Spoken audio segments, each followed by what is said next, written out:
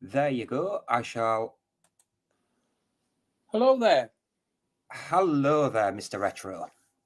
Hello. And what is your take on Mr. Belfield He's an and Katie absolute Hopkins? monster. He's a monster. And what do you make of Mrs. Katie Hopkins defending him? Well, I think she's completely misled. I think she's got the wrong end of the stick.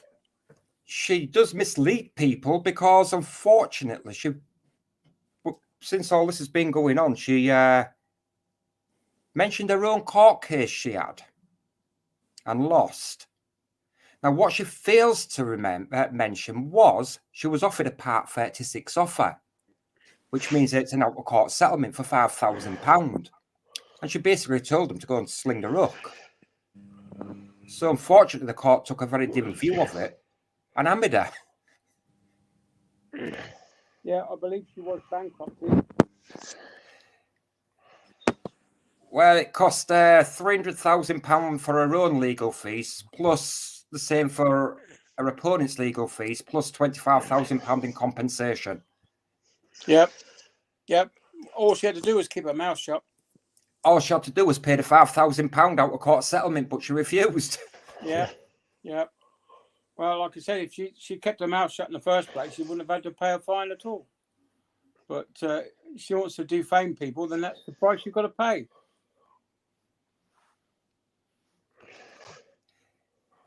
Is that correct, Savage Media? But that's their stick, Retro. That's what she does. She likes to shock people. And because she thinks that she shocked people, a lot of people talking about her. It doesn't matter if it's nice things about her or nasty things about her. She's just worried that people are talking about her. That's all her thing is. Well, she did say one thing that I did agree with, and that was the water companies haven't invested in reservoirs for over 30 years. And that was one thing that I agreed with. She made complete sense then, but other than that, this Belfield case, she's just got the wrong end of the stick. She thinks that he only sent a few emails. He sent dozens of emails, and he made dozens of videos defaming hundreds of people. I don't say hundreds of people, lots of people. At least 8 people that we know of went to court, and 4 of them, these people were found. Alex Belfield was found guilty of stalking these 4 people. She's got everything wrong. But Retro, it's not only for a few years. This is going back decades. He's been doing it for over 10 years. You listen to the guy called Adrian Allen, who's just come on the scene the last few days. He said that he was stalked over 28 years ago by Alex Belfield. And you listen to some of these other people, and they said that they started being stalked between 10 and 11 years ago. So Alex Belfield has been a complete monster for all those years. Well, I can say one thing for definite. He has certainly been given a wake-up call. Now, I don't know who the person is, but I've seen him on Black Belt Barrister's live stream once, and he's a forensic psychiatrist. Have you seen his video he put out about him? I think I may have seen. I've seen one of the psychiatrists talking about him. Yes, and I honestly believe when he does get let out, he will reoffend again because he's going to be seething inside because he's been locked away. I honestly believe he will reoffend. I've been looking into cases of these stalkers, of the same caliber as Alex Belfield, and short prison sentences don't do them any good whatsoever. They come back out and they repeat offend straight away. This is what I think is going to happen to Alex Belfield after he comes out of prison in 2.5 years' time. He will start stalking Whether it's the same people or not, I don't know. I hope it is the same people, because if he does, his restraining orders will kick in and he'll be straight back inside again. But if he starts stalking other people, then it may take another 10 years before he's convicted again. But he was still sending emails to people up 4 days before he got sentenced. That's the emails and all sorts. So he's going to keep. I reckon he's still going to keep doing it in prison, because he's going to get a phone or some sort of computer software, computers, whatever. I reckon he's still going to do it in prison. Well, hopefully he won't be allowed access to a computer. Well, you know what I know. That should happen, but it doesn't. I know a lot of people in prison got phones, got all sorts in prison. You could get all sorts in prison, and he's the one of people. His so-called community is going to give him phones, money, all sorts. Yeah, He won't be allowed no phones inside. Shouldn't be allowed them. It definitely won't be allowed on. He's going to a Cat C. No matter what prison you're in, you're not allowed a phone. I saw a couple of these so-called auditors up at court for even taking mobile phones onto prison ground to do some video in, and they are now serving jail sentences. But TC, that doesn't matter, because they get phones in. They can get anything they want in if they know it's right people. It's people's going to say you can't have a phone. And bet any money, one of his community will send him a phone in or take a phone in for him. I hope they do. I really hope they do. And you know why I hope they do? Because if he gets caught with it, it's an extra jail sentence on top of what he's already got to serve. And he'll get moved straight from a Cat C to a Cat B or something like that, what's a lot tighter security. So I really hope they do. Yeah. I mean, I just went to the little boys' room. That's why the mic was off. Nicky, whatever. Yeah. Hopefully, he will also be bankrupted as well with these defamation cases that are going on. The Jeremy Vine case, he's already had to pay £25,000 for failing to provide documentation. And there's this DC Percival defamation case. Now, she is famous for taking stalkers to court, and she did quite a good job of getting him convicted. So I think she has a good chance of winning the defamation case as well. Well, now he's been... Right, let me explain how it works. Because he's been convicted, he has got no libel case against he's got no libel case against Nottinghamshire Police. As the way the courts are going to view it is the police obviously was correct in doing what they was doing, hence the reason why he's just been given a 5.5-year jail sentence. So that you can kiss goodbye. He's not going to be suing no Nottingham Police anymore. I don't think he was ever going to sue Nottingham Police. I don't. Again, if you actually look up entry without a warrant, now, if it's an indictable offence and they come to your house and they knock on your door and you refuse to answer the door, they don't actually need a warrant to put your door through. But it was already admitted in court that he opened the door to them. There was no knocking down of any doors whatsoever. That was all just for show. He had apparently he had builders in, as far as I'm aware. He had builders in, and they took the door down to make an extension on his house.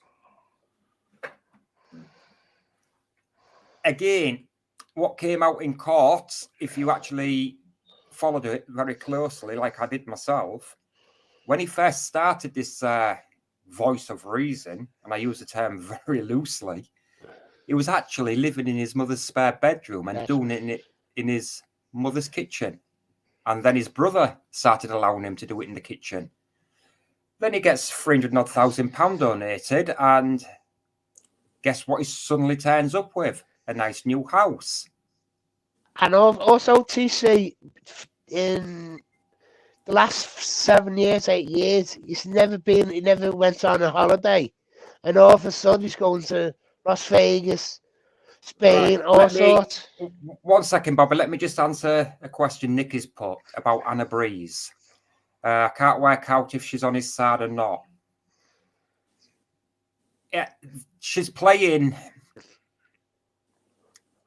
a really dangerous game where she is making out she's not on his side, but also defending him. But on the same as defending him, she's condemning him. So she's a little bit of a tough cookie to work out. I don't think she should be targeted like she is because she knows the person. Let's be honest. We all know. We all have friends. We all want to know what our friends are doing, what they want us to know. So there is, I suppose, the chance that she didn't know the full truth and only what he wanted her to know. Would you agree with that, Retro? Absolutely. I think that now that she's discovered that the guy is a convicted stalker, she should put her hands up and say, yeah, I didn't realize you were like that, and I denounce him. And then she can rebuild her. I know she would lose a lot of the Belfield followers because you know, their Belfields can do no wrong in their eyes. But what she should have done was denounce it at the beginning. Once she realized he was a stalker and he was convicted, she should have denounced him and then drawn a line in the sand and then started again. Again, I do believe a lot of these YouTubers take Katie Hopkins and Anna Breeze. They do have a big following. Now they know when they put a video out, it's going to get tens of thousands of hits. So they're going to make money from that. And I believe that is what it's all about. I believe that's what it's about.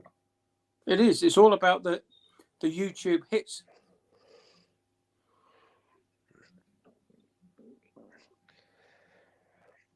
You're right. I'm sorry. I'm actually reading what people are writing in the sad chat at the same time. I don't know if you can see it, Retro. I can't see the chat now. Right. 100% like Handy Cabby as really. So should Katie Hopkins. I'm not sure what that's about. Yeah. But Katie Hopkins always been like the same. She's been like the same for like 10, 15 years since I've known about 10 years, 15 years. And she's always been the same, a nasty cunt. Like I said, I've never heard of Anna Breeze whatsoever until literally the last week. That's fair. So you understand, I don't watch any form of mainstream television whatsoever. I'm in my 50s. I don't watch TV. I have better things to do with my time than watch a square box 24/7. So if my life depended on it, I could not name one present day TV presenter. I couldn't name one of them. So I'd never heard of the woman before until I actually came across an Alex Belfield video. Yeah, so I don't know what she's done and what she hasn't done. Yeah, I know. The likes of Andy the Gabby Cabby, that he's recently denounced Alex Belfield and kind of let him go, which was probably the best move he's made in a long time. He should have done that the very minute Alex Belfield started to get into trouble when he got his ban. But no, he backed him up, and his troubles started from there, because there is a great deal of people who don't follow Alex Belfield. Retro BCTV says higher. Hello. Yeah, I think I've seen him on my my channel as well. I watched quite a bit of what you've put up, actually. I came across you again because of the Belfield videos. Yeah. Well, I did my last ever Belfield video today, hopefully, Yeah, your very last upload. Yeah, hopefully I won't have to do another Belfield video. Hopefully, from my side, things will have calmed down, and I can just get back to doing what I want to do, rather than having to, help warn people of this guy's. It's just been Alex Belfield's followers just refuse to accept that the guy is guilty of stalking. And they just keep coming back and saying, "Oh, he's a nice guy. He's innocent." Well, if he was innocent, he wouldn't be doing 5.5 years. Right, let me just go and have a look at my one I put up. I can't remember which one it was. What's your channel called, mate? I go sub to you. Retro on his bikes. Retro on his bike. All right, go sub to you. Every sub helps, Retro. Pardon? I said every sub helps. It does, yes. Just out of curiosity, what is the boat that you're on all the time? Is it a trawler? It's a research vessel, and we do survey work as well as a bit of trawling. We've just finished doing some seabed surveys where they've been bringing up everything that lives on the seabed. We put the nets down in a certain area for a certain period of time, and this is repeated year after year after year, so that we can build up a trend of what the seabed's like. And we've been up in the Bristol Channel and we've been bringing up scallops and stuff like this. Most of it that's not edible goes back into the sea dead. Unfortunately, it's nothing to do with me. I'm just a ship's engineer, but anything that's edible, like shellfish, flatfish, and anything like that, is kept, and the crew will take it home and eat it. Right, as I was saying, if you look at what Belfield got, and then you actually look at the case of Edward Vines, and he's 8 years stalking for a very similar thing, Belfield got off very, very lightly. Yeah, he did. There was a guy by the name of Hardy. He got 9.5 years for. Yeah, he got. I was actually going to put his judgment up, but yeah, it's quite distressing. Quite distressing. But this Vance person, like I say, he's a compulsive stalker, just like Belfield. Basically, he was actually sending letters from prison to his victims. Right. Yeah. So it's not good. To answer a couple of questions. I bet any money, TC, that's what Belfield be doing. Yeah, I hope not. I honestly believe once he gets caught, he will be.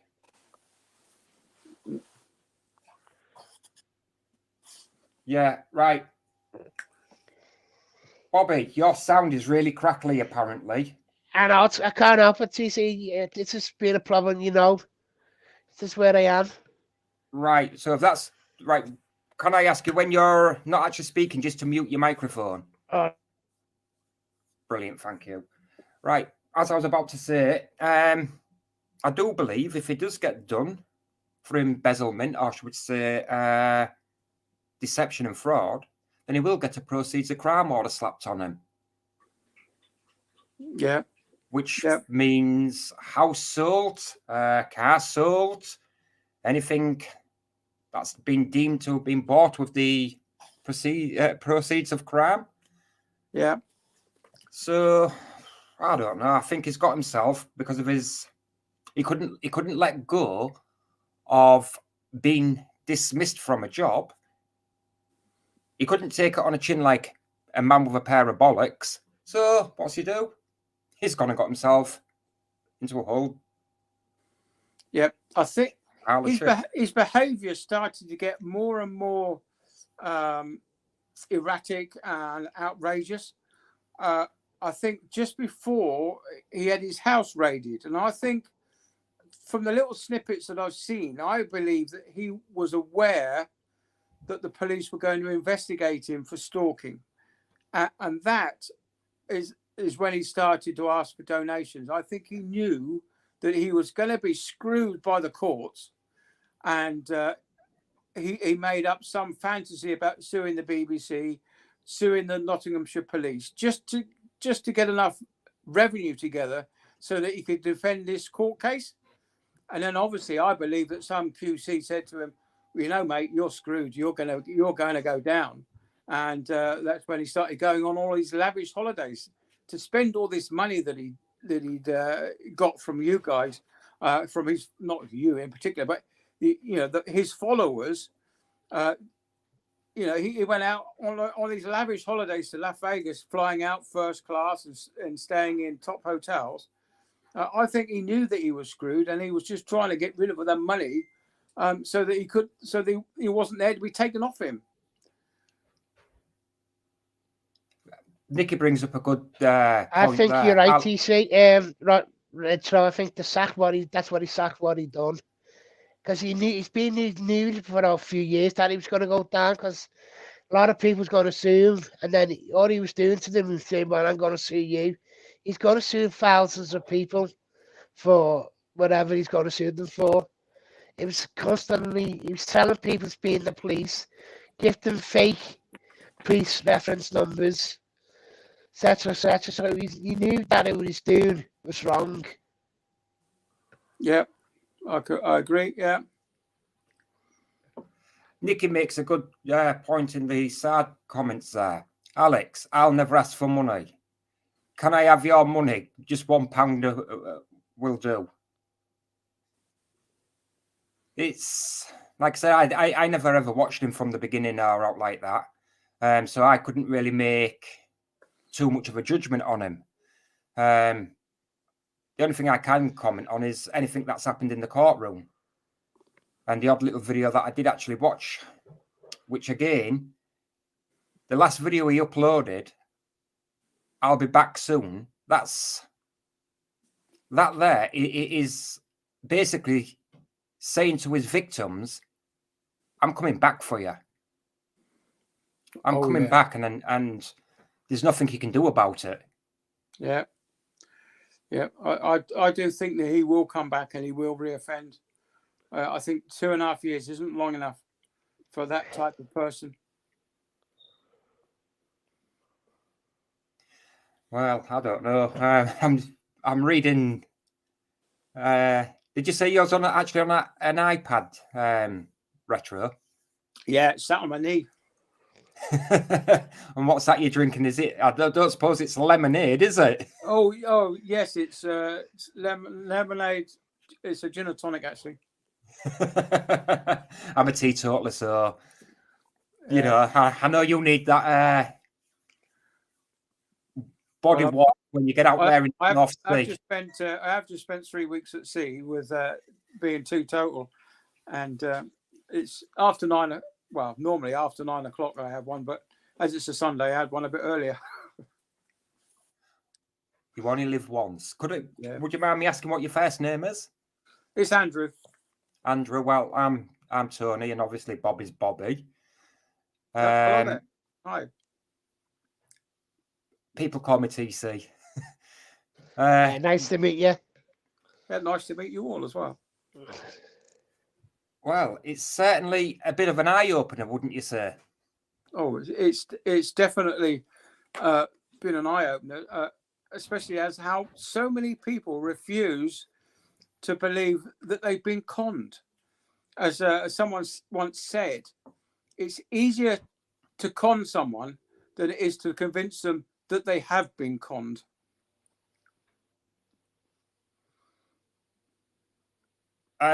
Truth Network says higher to you as well, by the way. And our highest network, Truth. The problem is, right, when you think about this, the people that insist that he's innocent. Now, one of them left a comment on one of my videos about him that he's innocent and is a political prisoner, blah, blah, blah, blah, blah. Now, I don't judge anybody whatsoever.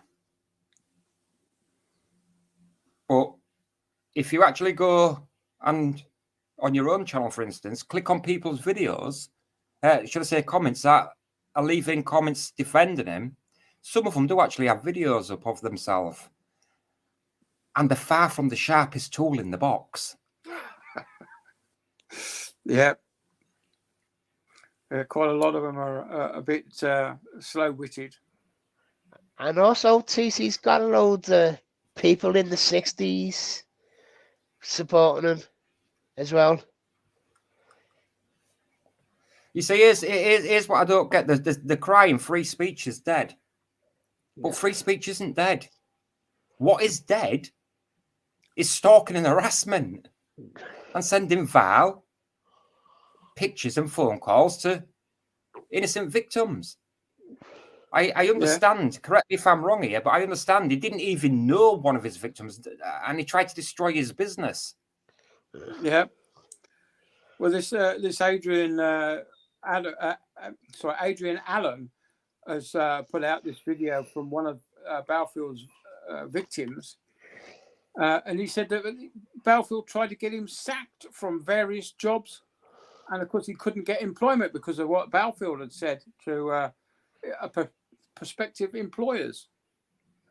Well, there's a fella called Ian Lee, and he got him sacked from I think it's BBC Radio.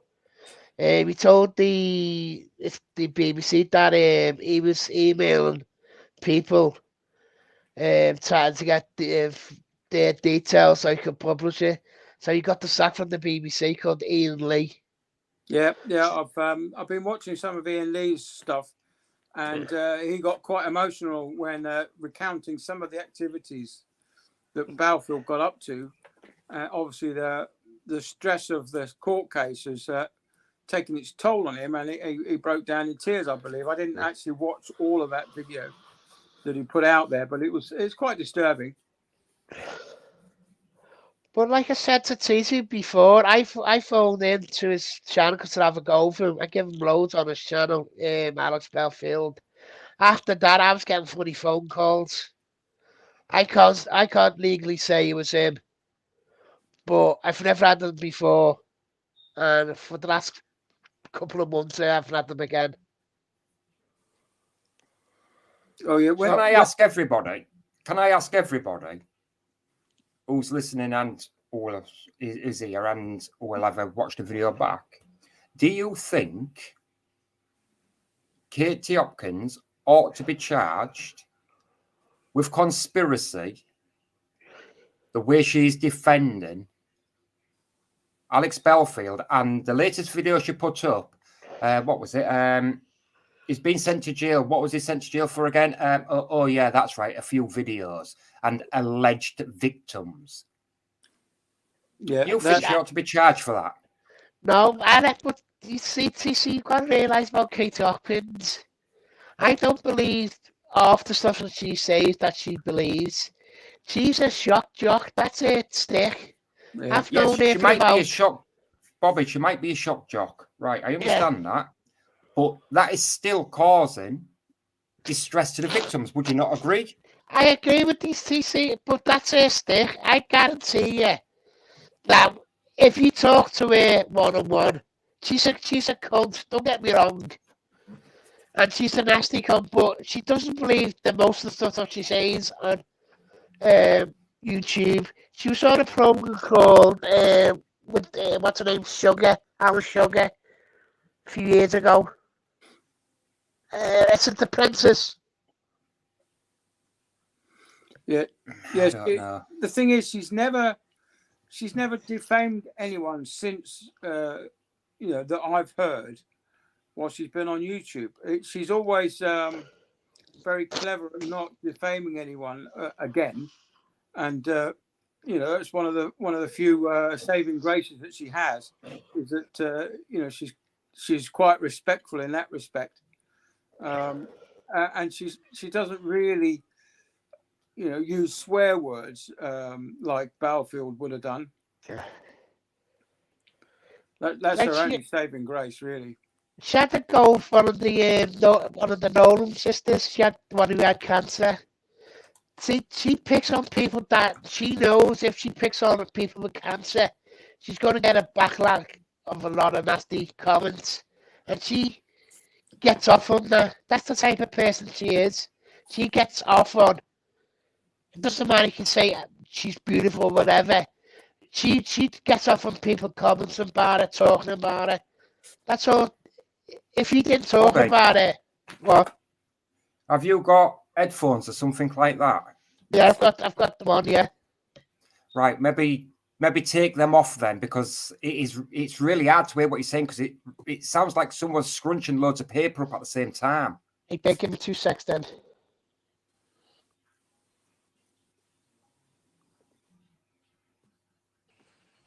If anybody else would like, yes, that's better. If anybody else would like to come and have the say, there's a link at the top of the pinned comments. If you click on there, I will let you in and you can voice your opinion.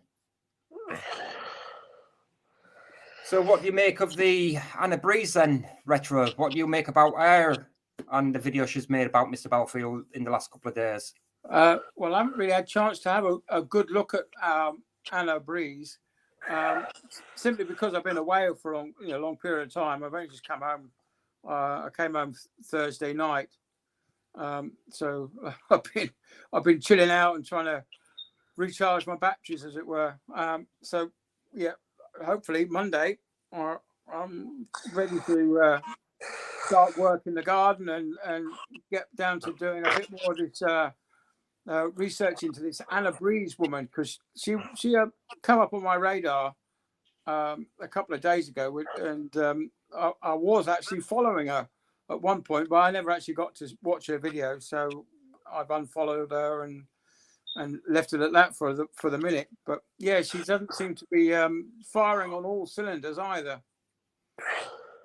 Again, I don't agree with what she's saying, but like I explained earlier, if she does not know what Belfield has actually done, then some of the comments I have seen being given to her, that she's low life scum and she's a bad mother and some other nasty stuff, then they are unwarranted.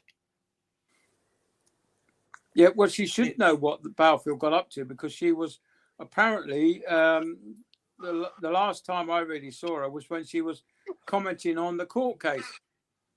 So I guess she was following it, but then again, I guess she was only following what Belfield had said in his brief videos on the case. Yeah, Nikki says that she's annoyed Jeremy Vine.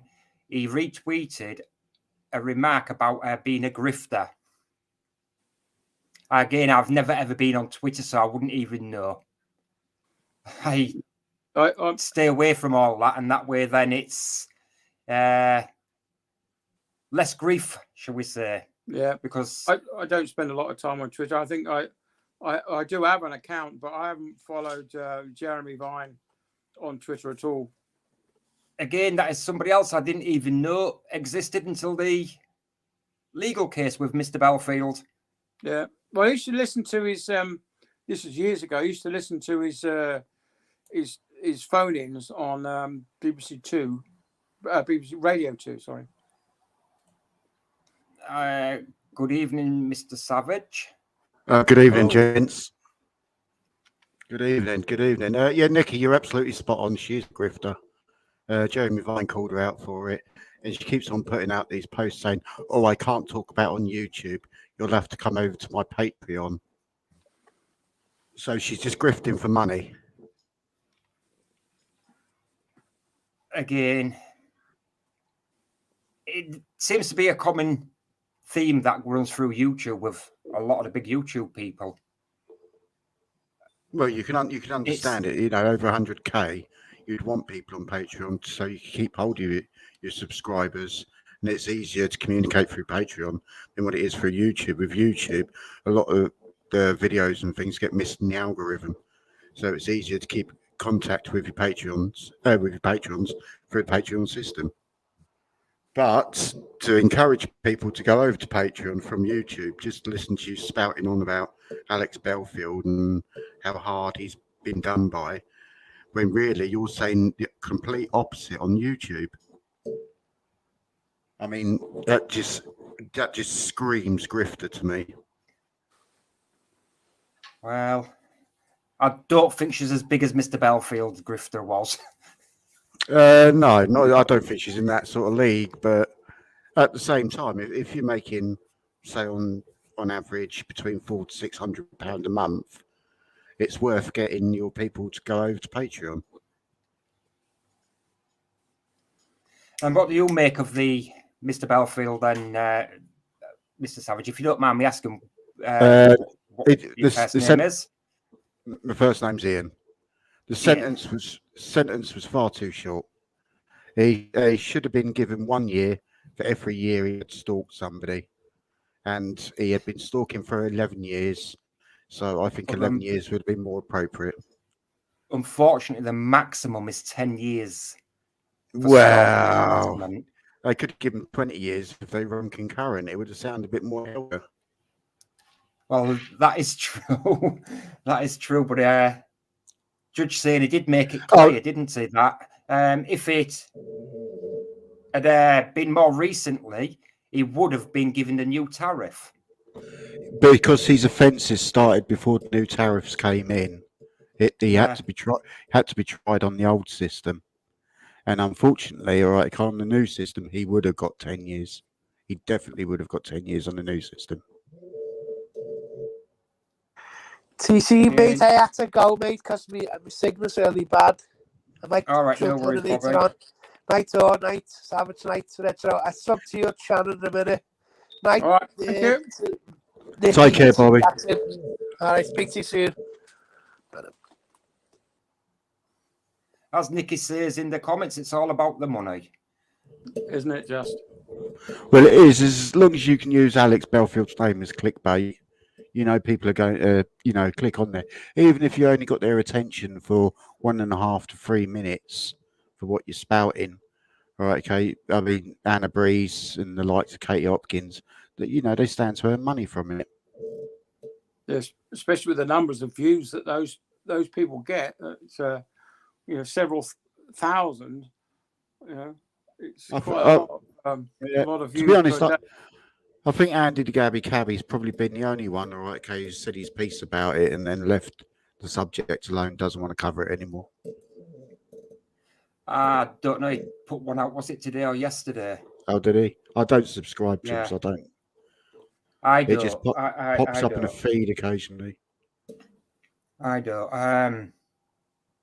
But I did see a video. Like I said, I don't know the guy. And hats off to him. He's out there working his ass off, earning the honest crust. Hats off to the guy. But somebody did put a video out 2 or 3 days ago about him, saying that he did a live stream. He shown a video that he made before the sentencing, and then suddenly took the live stream down. Now, I don't know, because like I said, I don't follow the guy. 1 second, guys. Pizza's just turned up.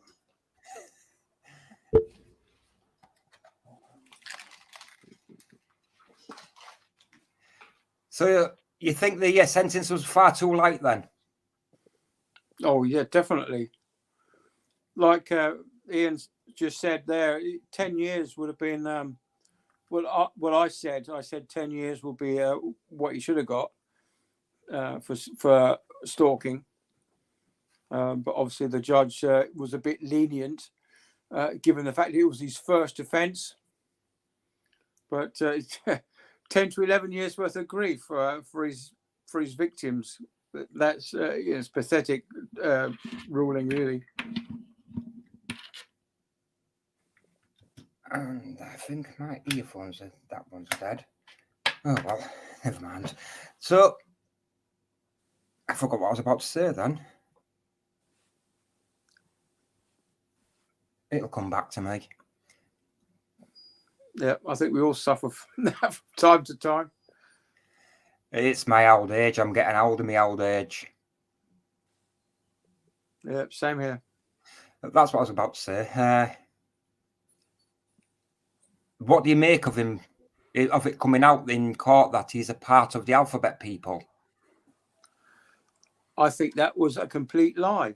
I think that he only said that to get some kind of sympathy vote from the judge to reduce his sentence. But he's constantly ridiculing the gay, lesbian, and bi community. He's been completely homophobic in all of his comments that I've noticed. Do you not think, all right, okay, that's just a man hiding in his closet, because he did live in his mother's back bedroom for quite a long time? Yeah, it's quite possible that that could be the case. And the amount of times he used to put videos out saying about trolls living in the mum's basement or living in the mum's back bedroom. And all the time he was actually doing it himself. Exactly. That's the thing about a narcissist. They have to continually, right, okay, draw people into their web of lies. Right, okay, so they're telling a lie to cover a lie.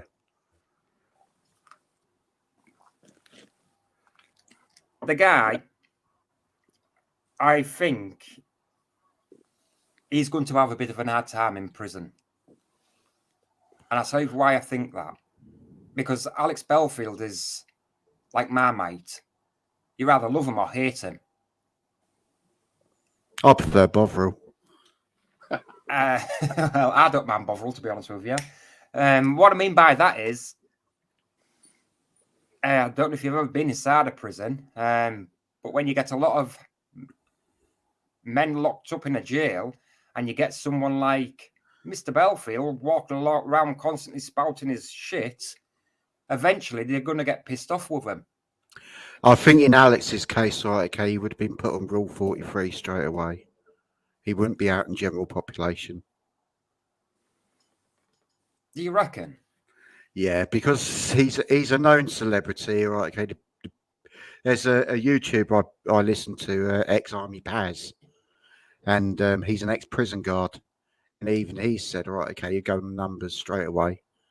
They won't put him out in general population. No. He'd be down with the Jimmy Saviles. He didn't like that, did he? The Jimmy Savile of trolling. He was. He did it.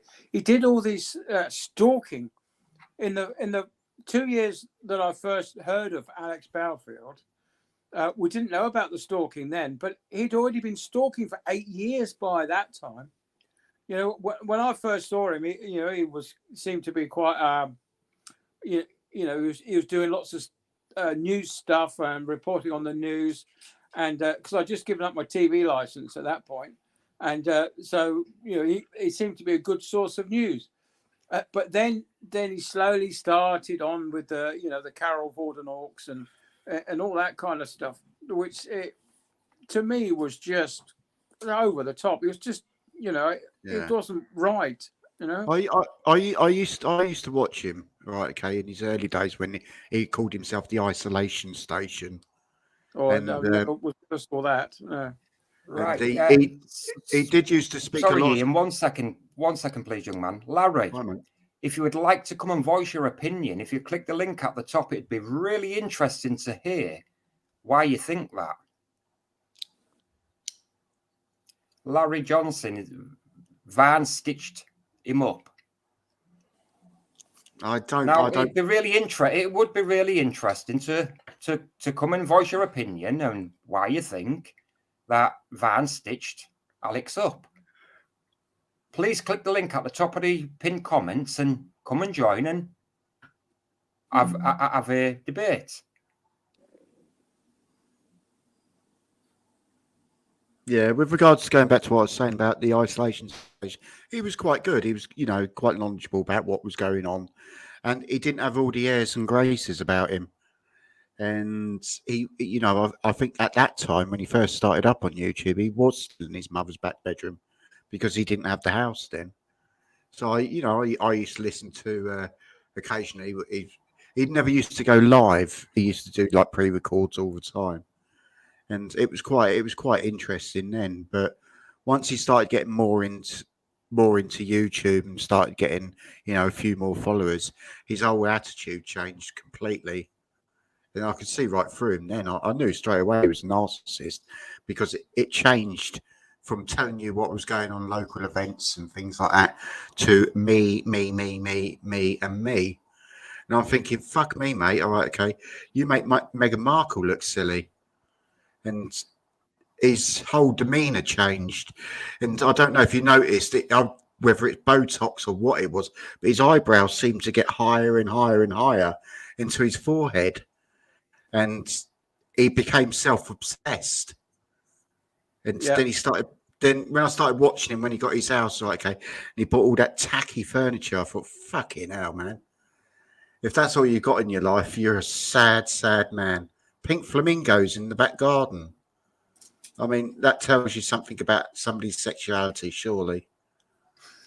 Yeah. Soft Cell wrote a song about that, didn't they? Standing in the door of the Pink Flamingo, crying in the rain. Well, that was a song made for Alex. Nikki, you are correct. At least I do let people that join have their say, whether I agree with it or not agree with it. That's their opinion. They're totally entitled to it. So, again, I would quite happily ask the person that's saying that he was stitched up to come and have his say.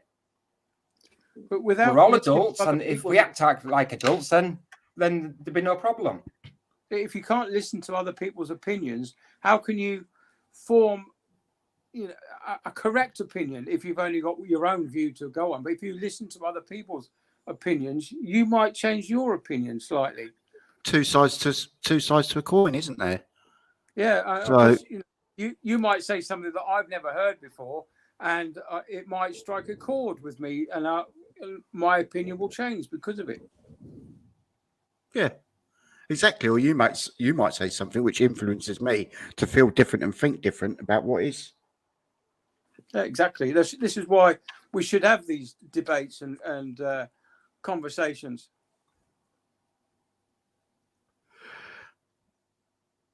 Oh, cheers, Nicky. You're a star. If you'd like to come on and have your say, Daniel, please feel free to click the link at the top. As long as you're not threatening or anything like that, I let anyone say whatever they've got to say. And as long as you don't want a slice of my meat feast pizza, you'll be doing all right.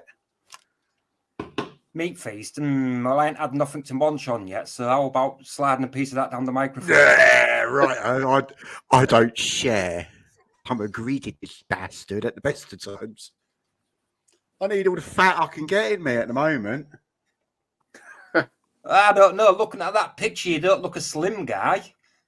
I'm quite well built. I'm 16 stone 2, so I'm quite a bit of a chunky monkey, but I need to get up to 18 stone and I'll be happy then. Any reason why? Yeah, because I lost 2 stone. So I want to get back to my happy weight. Ah, right. Well, as long as you're happy in your own body, then it's got nothing to do with anybody else. Exactly, mate. As long as you're happy with the skin you're in. I mean, Craig, I'm starting to get a little bit of a podgy belly myself now. I went past that. Weight on. Went past that years ago. Daniel, don't be a shy guy, mate. All right, okay. You don't have to put your face out there. You just come up with your D symbol and just talk. All you got to do, Daniel, is just literally click the link at the top of the pinned comments, and I will add you into the panel. You can have your say, and whether we agree or disagree, we can all stay friends about it.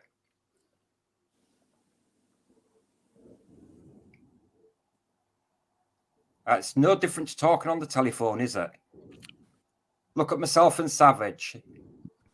Now, Retro's the brave one. He's got his beautiful face out there. He's got his webcam on. I ain't turning my webcam on this time of night. I'll scare all your subs away.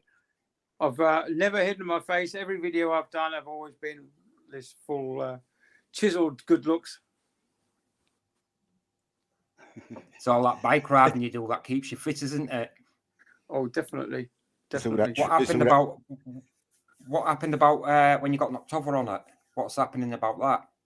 Oh, well, that was a couple of years back. That was, and I've got my bike repaired. That cost over £1,000 to get my bike repaired.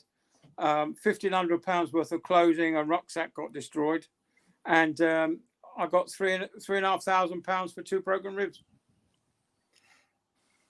Again, you see, when you actually look at some of the videos he did, I see that he was constantly on about bike riding, GoPro, blah, blah, blah. Yeah, What's the problem with people riding bikes? Because I had a GoPro running, we managed to catch the driver that hit me. Now, he said to the police that cyclists have to give way to overtaking vehicles. No, that's not right, is it? You don't. No. And it was a very narrow road anyway, with no space for a bicycle and a car. And he just barged past and knocked me off. The stupid thing was there was a junction less than 5 seconds from where he hit me. There was a junction, and he could have overtaken me there at the junction. He would have, because there was no traffic or no traffic anyway, but there was no parked cars. He could have easily have pulled past me. Even if I did beat him to the junction. But that's correct. He knocked me off. That's correct. BCTV. That is exactly what Mr. Belfield says. Yeah. BSHS. I'm not sure what you're asking there about what happened to the victim child star for life.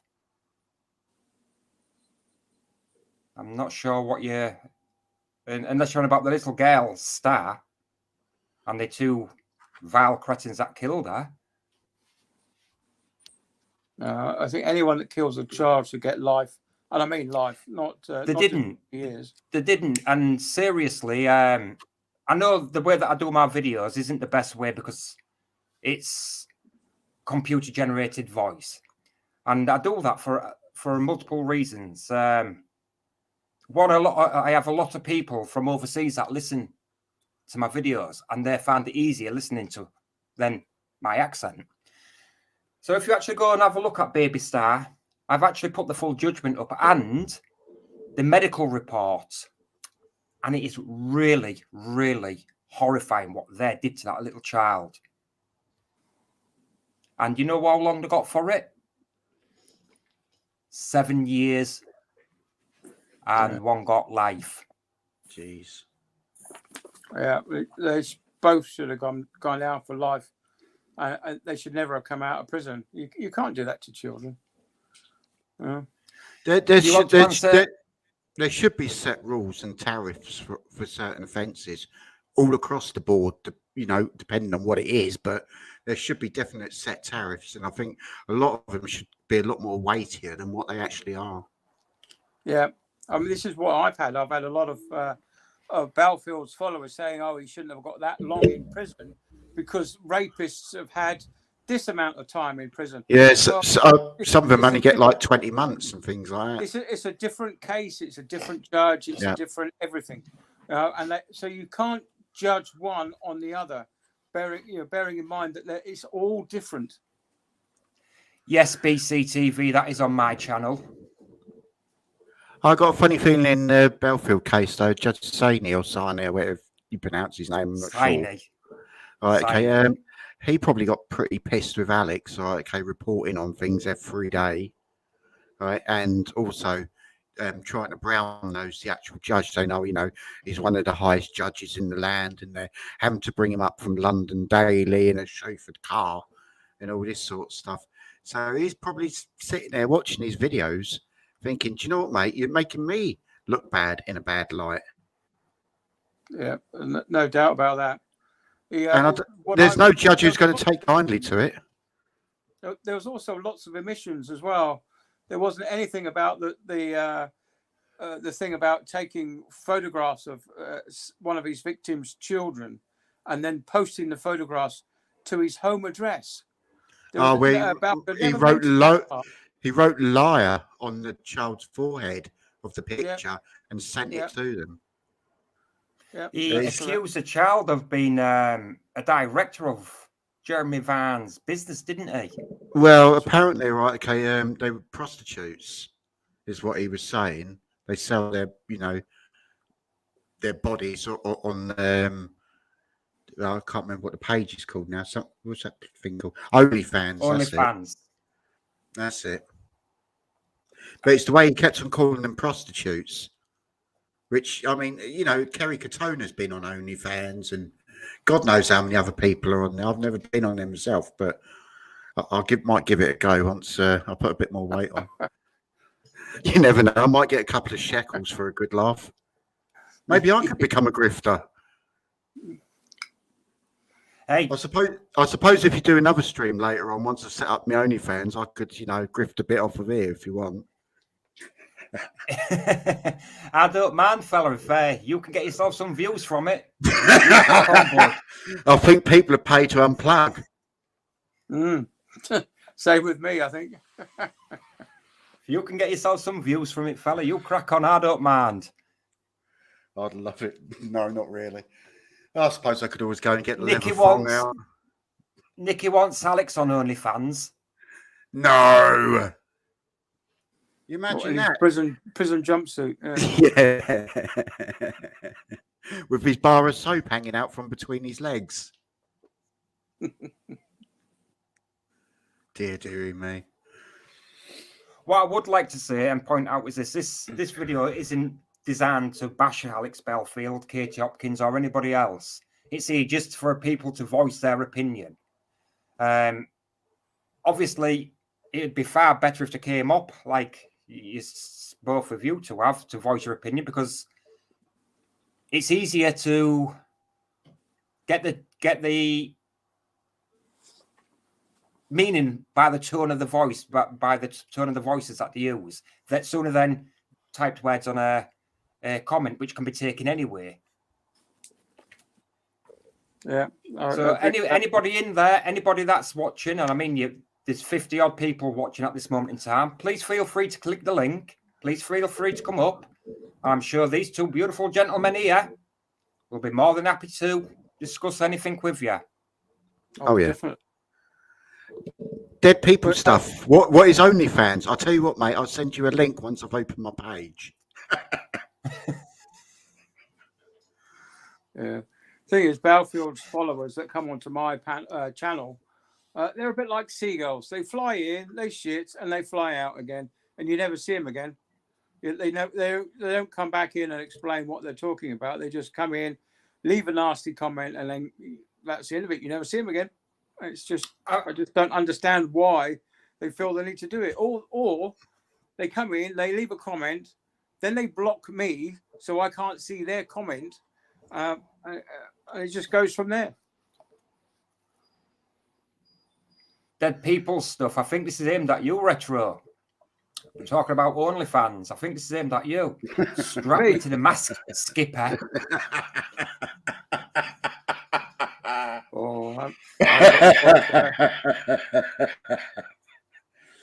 Well, at least they can't say you're trolling. You're just trolling. Trawling, yeah. The case that I mentioned earlier, the other stalking case, I can't remember the details of it again now.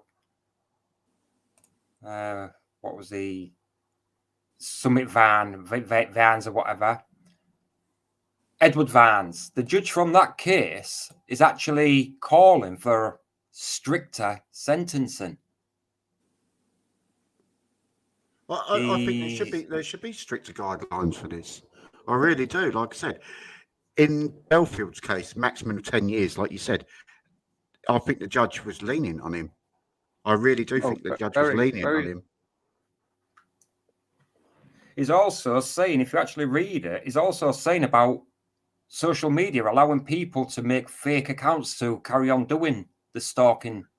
Well, which is exactly what Belfield did. It is exactly what Belfield did. One of his was Mary Hinge. One of his accounts, Belfield's accounts, was Mary Hinge. I think Nicky brought it up in the conversation earlier on. I wrote down what her name was because it was all over Twitter. And somebody what you call it, when Alex first got sentenced, before he blocked people from replying to him on Twitter, somebody, Alex was here, now he's gone, greatly missed, but not for long. And this Mary Hinge kept on piping up in there, saying, you don't know who I am. Right, okay, but I know exactly who you are. And, right, okay, should you make a further comment? Right, okay, perhaps I should pay you a visit. Ominous. And other people have pointed out, right, okay, because they've done I know a hacker, right, okay, and he's done a reverse connection, and it's an Alex Belfield account. I think what should be done is all social media should take as of proof of person bank details. Now, not charge you anything, but a way of verifying you are who you are saying you are. And all these fake accounts will disappear overnight. Yeah. Now, if you've got nothing to be bothered about, it's the same as a lot of these accounts where you've got to verify by a text message to your mobile phone. If you've got nothing to be bothered about and you're not misusing the internet or anything, you've got no problem in verifying it. Yeah, and it's quite strange because a few of the accounts what used to comment all the time have just gone completely silent since he's been in prison. Yeah, I wonder how many accounts he did have. You can set up as many as you like, I suppose. Could I just bring this up for you, gentlemen, if you'd like to make a comment? I should rename my channel Grifters Unite. Why? I don't know. That's there's nobody here asking for money. Unless you want to join my OnlyFans, that is, all right, okay, and chip in a few bob, right? I'll grift the night away if you want, but there's most certainly no grifters there. Yeah, I mean, every YouTuber that I know has got buy me a coffee section. I don't normally actively ask for it. I might put a little logo in a corner every now and again. Not every video, maybe not even every 10 videos, but I don't ask for money. If people want to buy me a coffee, that's up to them. And I do put in my description, only if you can afford it. I don't want people giving me money if it's going to give them into trouble. But, these YouTube videos do, take up a great deal of time. And I don't think it's, unfair to, put the ability to put in something like that in there. Just if someone wants to give you, a small little thing to encourage you to keep on doing it, then that's fine. But I don't actively ask for money. It's in my description. You have to go and find it to donate and support the channel. And everything that you do give me goes back into the channel anyway. Whether it's buying filters for my cameras or the last purchase I made was actually the 3 sets of filters that I bought for my stills camera, because I take quite a lot of filters. I take quite a lot of pictures, but I don't actively ask for money. Content creating, all right, okay, takes time, energy, and money. All right, okay, if you should be able to be rewarded for the content, you actually put out. Okay, don't ask for hundreds of thousands, all right, okay, but there's no harm in asking for a donation, especially as the cost of electricity is going up, and it costs electricity to make content. Yeah, it does. If I go Who do you think you are? Why don't you come onto the actual panel instead of being a keyboard warrior? Come on to the actual panel and voice your opinion. Yeah, plenty of room. If we agree, we agree. If we don't, we don't. Yeah, I mean, as long as you're not abusive, I don't mind. For a 10-minute video, it takes me about half an hour to edit, another half an hour to color grade, and then probably another 15 minutes to render that video for YouTube. Then it takes a few more minutes to upload to YouTube. One of the videos that I did while I was away at sea took over 14 hours to download because the phone signal was so weak. But yeah, it does take time. Yeah, Mark, you're absolutely spot on, mate. Absolutely spot on.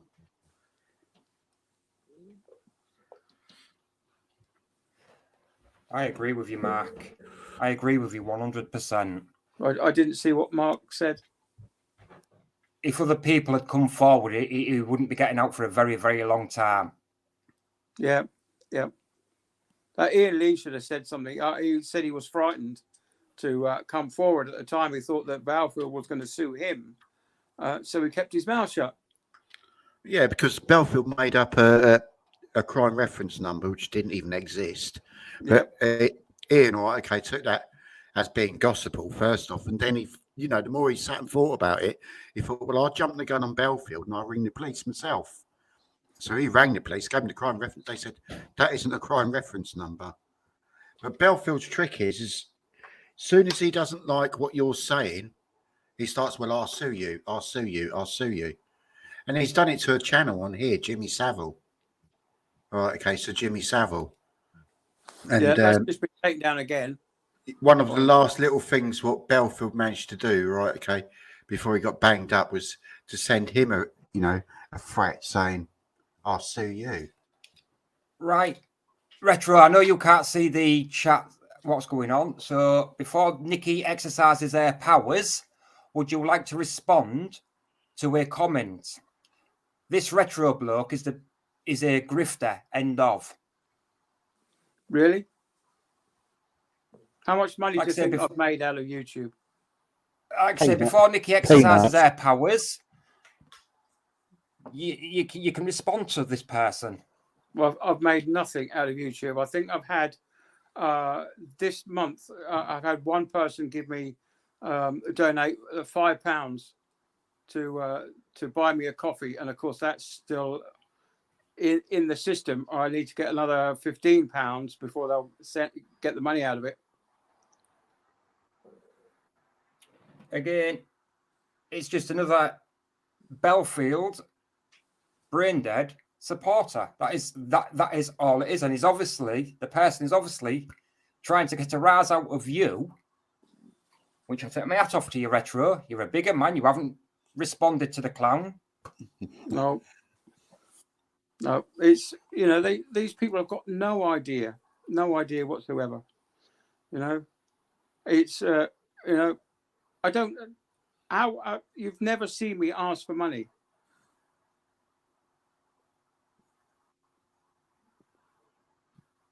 Did you kick out Nikki? Damn, I was going to ask Retro for a tenner then. You fucking spoiled it for me. I haven't got that. I haven't got a spare tenner. Yeah.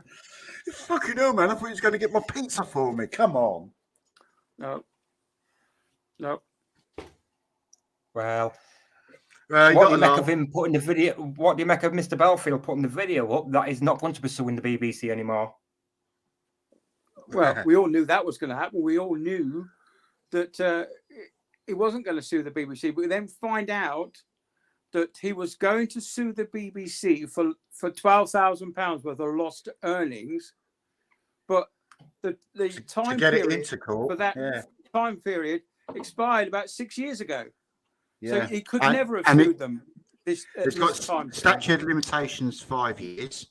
Right, okay, that was 6 years ago. And then he started saying it was going to cost him between 100 grand to 120 grand to get back 12 grand. He knew that before he started asking. Of course he did. Yeah. So it's not actually because it used to be 10 grand, but I think it's gone up to 15 grand, a small claims court, and that's £250. Exactly, but the statute of limitations is only for 5 years. So he would have to do it in the first 5 years. And as it was, it was 6 years, 3 months. So he wouldn't, the case would have been dismissed before it even got going. Yeah, he knew that. Dismissed, it just would never have happened. It would never have happened. He would have just lost. He just lost the money sending it to the county court to try and get back his 12 grand. They would just say, "Thank you very much. No, you're out of time." Yeah.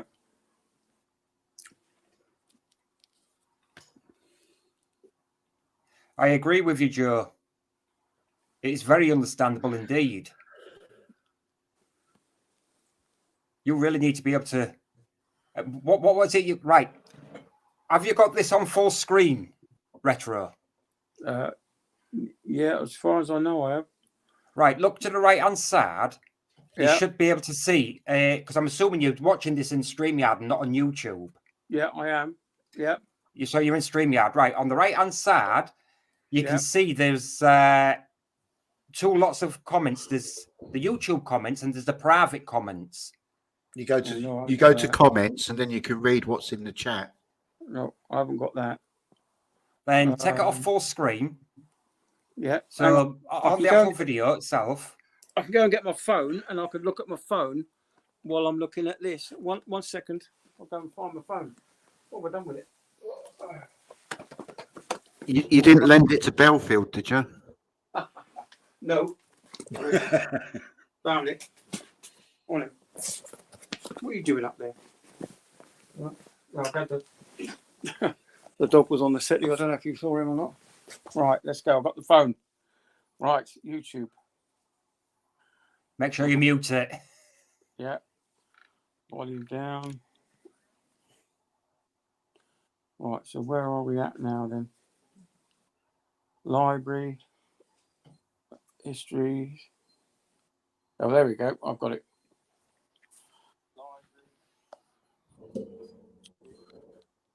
Hit mute on the video because we can hear it. I've just turned it right down now, so you won't be hearing anything. Brilliant. Yeah. And at least that way you can actually respond to the sad comments as well, can't you? Yeah, they are rather sad, aren't they? Some of them are very, very pathetic. Yeah. I mean,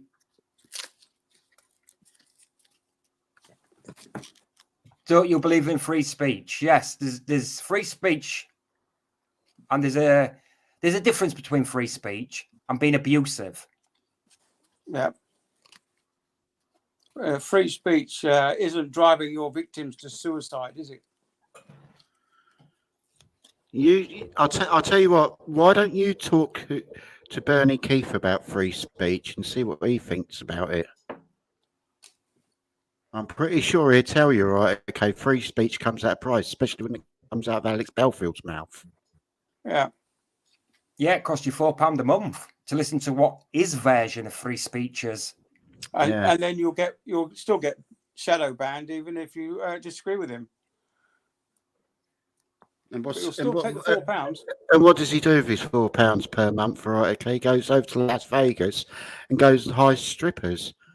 I don't think he's any better. I don't think he's any better than his mate Jimmy Savile. The Jimmy Savile of trolling. Yeah.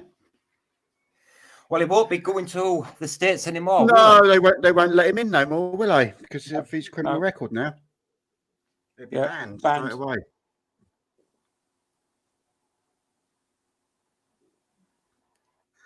Maybe Vietnam would probably be a better place for him. Somewhere like that. So, if this is a cesspit of lies and losers, let me just reply to this fool. If this is a cesspit of lies and losers, please explain what you're doing here. Better still, why don't you come on the panel and have a chat? Yeah, exactly. Just click the link at the top. Hey, at the end of the day, it's just a voice on the internet. No different to a voice on the phone. If you don't like what's being said, you just press that little X button at the top. Now, I can say for definite that you won't be getting abuse from myself, and I don't think Retro and I don't think Savage will give you abuse.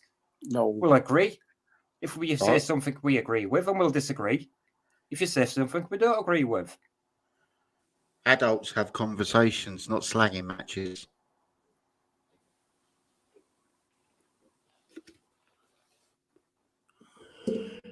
You should be able to see the remarks. Good. Yeah.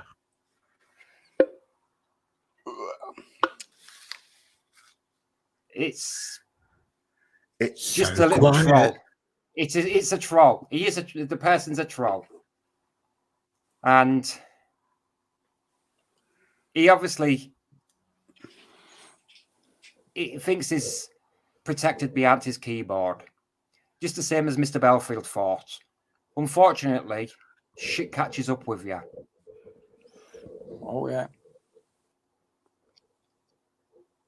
But it's Just the same as Belfield, isn't it? Started off in his mum's back bedroom, but this one hasn't progressed out of his mum's back bedroom yet.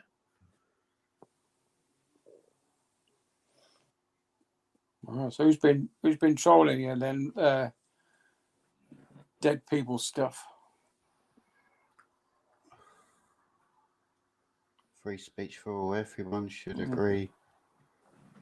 I agree do. 100%. I agree with you 100%. Everyone should have the right to freedom of expression and free speech. But when you cross the line, there's a price to pay. Yeah, £4 a month.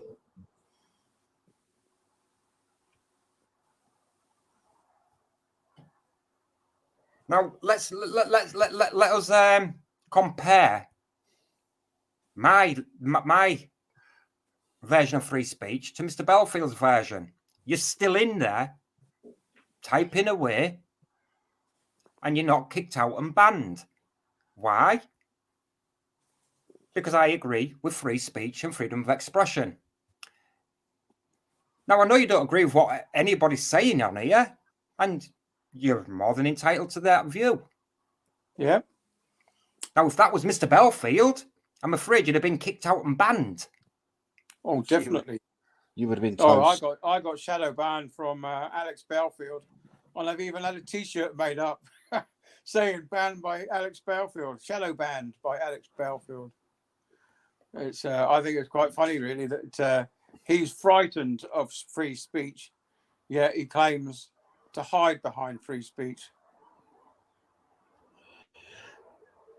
Who do you think you are? Right, okay, I wouldn't have a pop at Nikki because she does have the power to remove you. And that's probably, everybody's free speech. I can't see anything what Nikki's written. It's saying she's threatened you in any shape or form.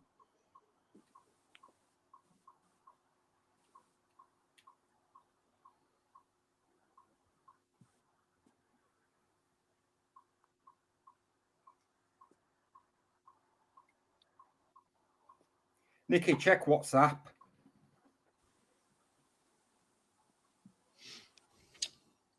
It would be good if victims. Well, Joe, all right, okay, I think some more victims will probably come out of the woodwork now. And because he has been locked away, they probably have a slight sense of relief, and maybe have to come out a bit more and to talk about some of the stuff what's happened to them. And I think Ian Lee's also putting together a forum at the moment for people who've suffered by Alex Belfield. So in the days, weeks, months to come ahead, maybe a few more people will come out.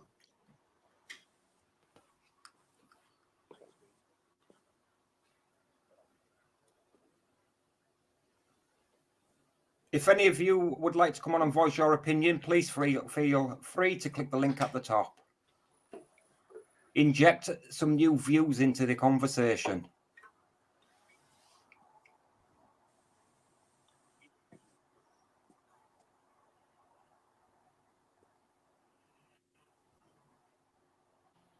I've never deleted any comments. Now, you're more than welcome to go and look on any of my videos. Whether I agree with them or not, I don't delete them.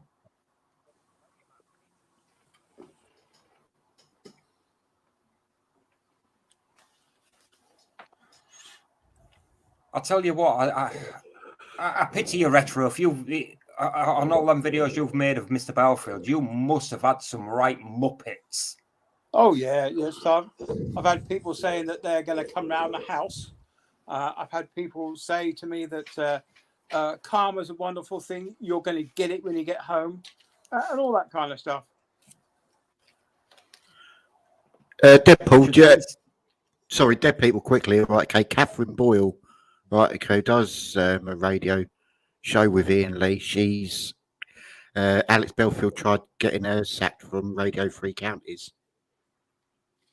No, I didn't know that one. Yeah, she's another one who's been stalked by Alex Belfield through 2 different radio stations, I believe.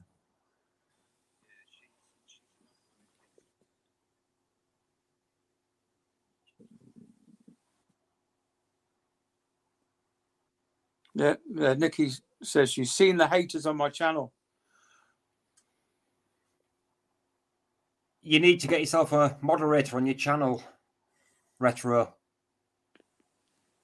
Yeah, I'm not sure how to do that on my iPad, but yeah, something to look into. Get a moderator on your channel, and that way, then, when people are being asswipes, if it ain't too abusive or whatever, let them have to say. But as soon as they get threatening and stuff like that, then me personally, it's not worth that one view. It's click and ban them. I quite often, the ones that are completely abusive, I do click the report button, and you Savage, what you doing? I'm just trying to scoff my last bit of pizza. Sorry. Man, it sounded like you was rattling some tin foil down the microphone. Sorry. It's because they've put tin foil at the bottom of the pizza to keep it warm. All right, Jesus. Sorry. Oh my word. I don't know. I think we ought to. I've got to Not wash just it down. ban these I've got to wash it down with people. Dr. Pepper now. I don't mind Dr. Pepper. Bit of Dr. Pepper. That's probably one of the only soft drinks I drink. Christ, I can't even bloody feed myself without getting moaned at. Seriously, I ain't got no. Let me give you an example. Are you ready? This is what it sounded like. Go on then. Oh, that was me in the toilet, man. What's the matter with you?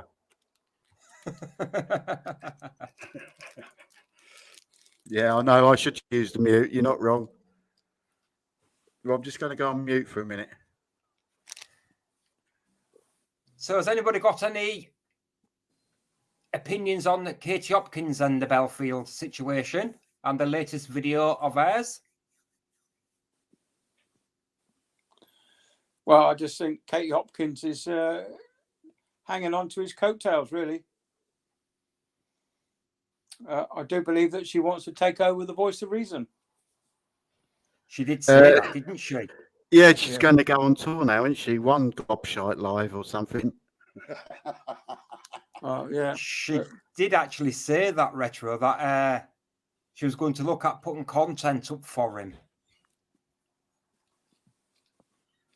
Well, I think YouTube should take it down. I don't think a convicted stalker should have a YouTube channel while he's serving time in prison.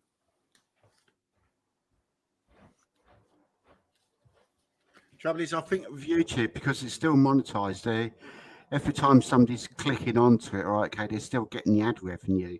He won't be getting it, but they'll be getting it. Yeah, they're definitely. Does anybody want to answer Nikki's question there? Have you noticed how crowds at Alex Belfield's events are all 65 plus? Oh, come on. No, they're not. They're 75 plus.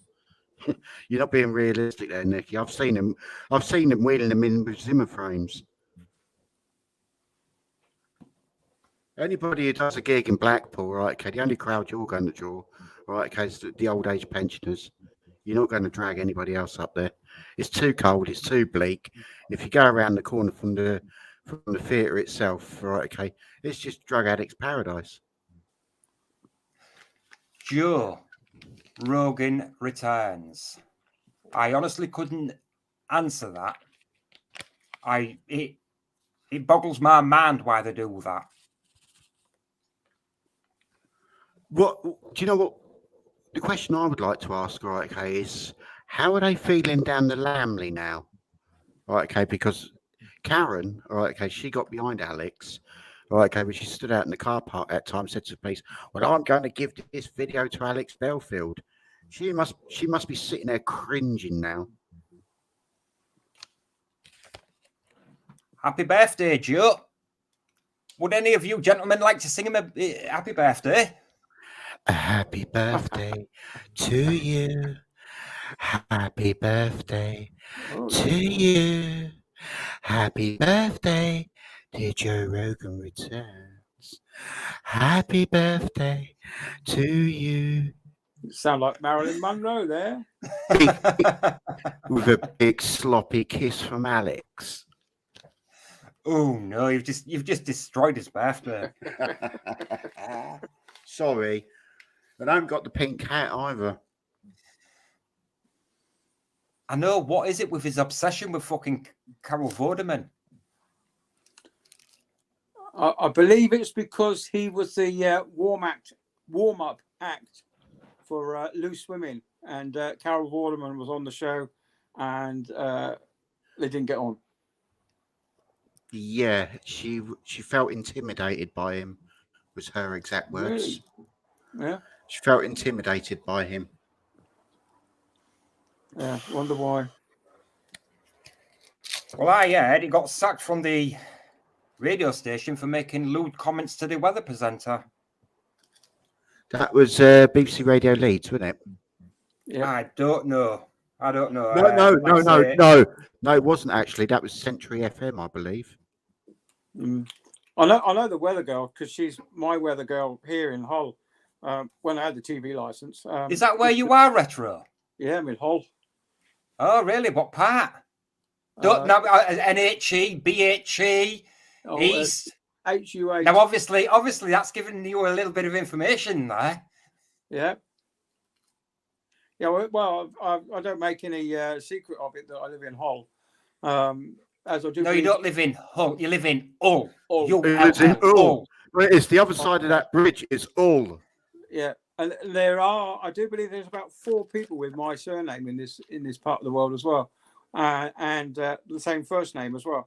So yeah, I think you got 1 in 5 chance of finding me.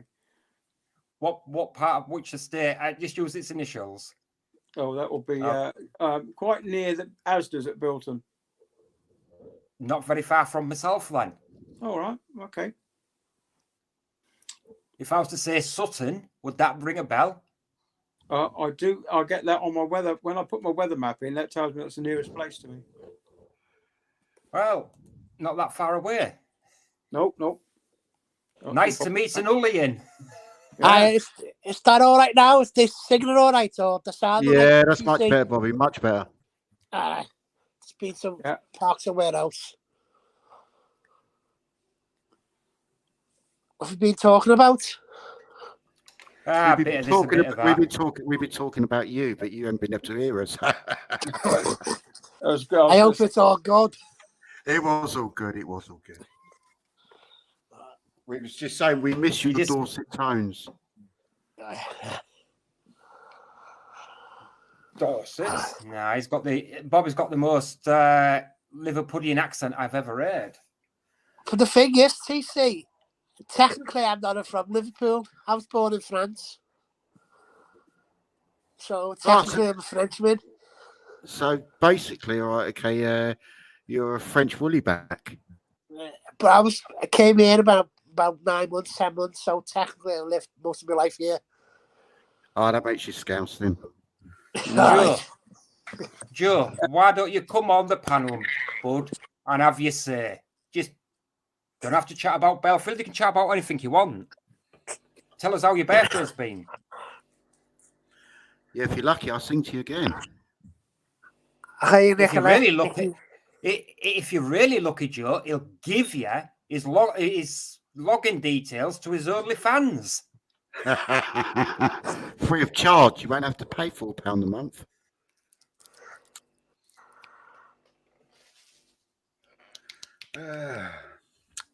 Well, I'm just going to go on mute a minute.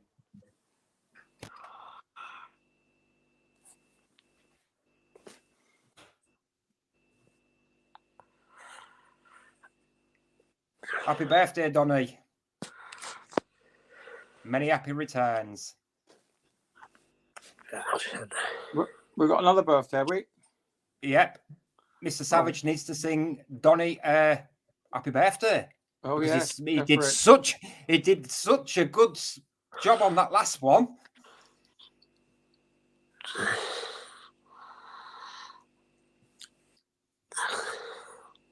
What are you doing, Bobby?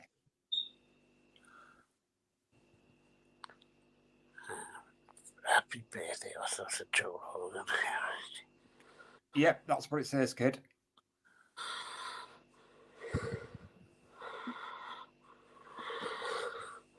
So have you lived up this end of the neck of the woods all your life then? No. I was born in Portsmouth. I lived in Gosport up until about 10 years ago when I got compulsory purchased.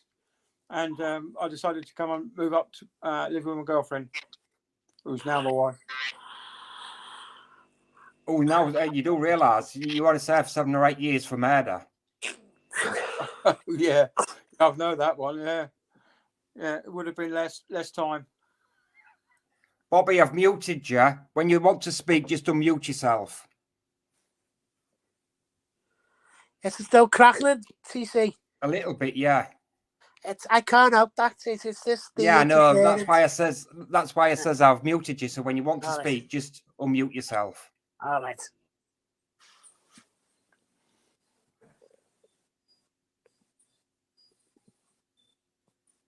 It's passed out or deed on pizza. No, I'm still here. Just had to go and have a gypsies. Well, do you want to sing Mr. Joe his happy birthday song? Come on, you did such a good job on that last one. Oh, God. Do I really need to? Happy birthday to you. Happy birthday to you. Happy birthday. Sorry, I can't remember your name. Happy birthday to you. Is that all right? I tell you what, I've heard that. Well, I can't call it singing. I'll call it a load of cats scrapping in the fucking playground. Belfield singing, and by fuck, I have to admit, mate, you're far better than he is. That's not saying a lot, is it? Yeah, new job. Yeah, I don't know about that, Nicky. I won't be giving up my day job too soon.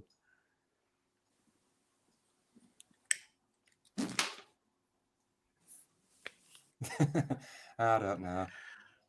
So how do you find it? Donnie, you're welcome. How do you find it up this end then, Retro? It's I do quite like the countryside. When I go out a little way up to Swine, and I cycle all the way up to Longriston and Leven and places like that down to Hornsey. I cycle all over the place, and it's really quite a nice, pleasant countryside. Yeah, do you know Sunk Island? I've heard of it. I haven't been there, but I have heard of it. My brother has a pig farm there. Oh yeah, yeah. Well, up here is the place called Swine. There must have been a big pig farm at one point. Yeah. Used to be. It used to be, but not anymore, unfortunately. Yeah, so it's nice country back lanes, hardly any traffic, and it's quite pretty. And I visit most of the churches as well. Only because I have a bench outside, I can sit down and have a snack. Dead people. You know where it wasn't magic mushrooms, I promise you. You know where Fraser Thorpe Nicky. is? Fraser Thorpe, the wife would know.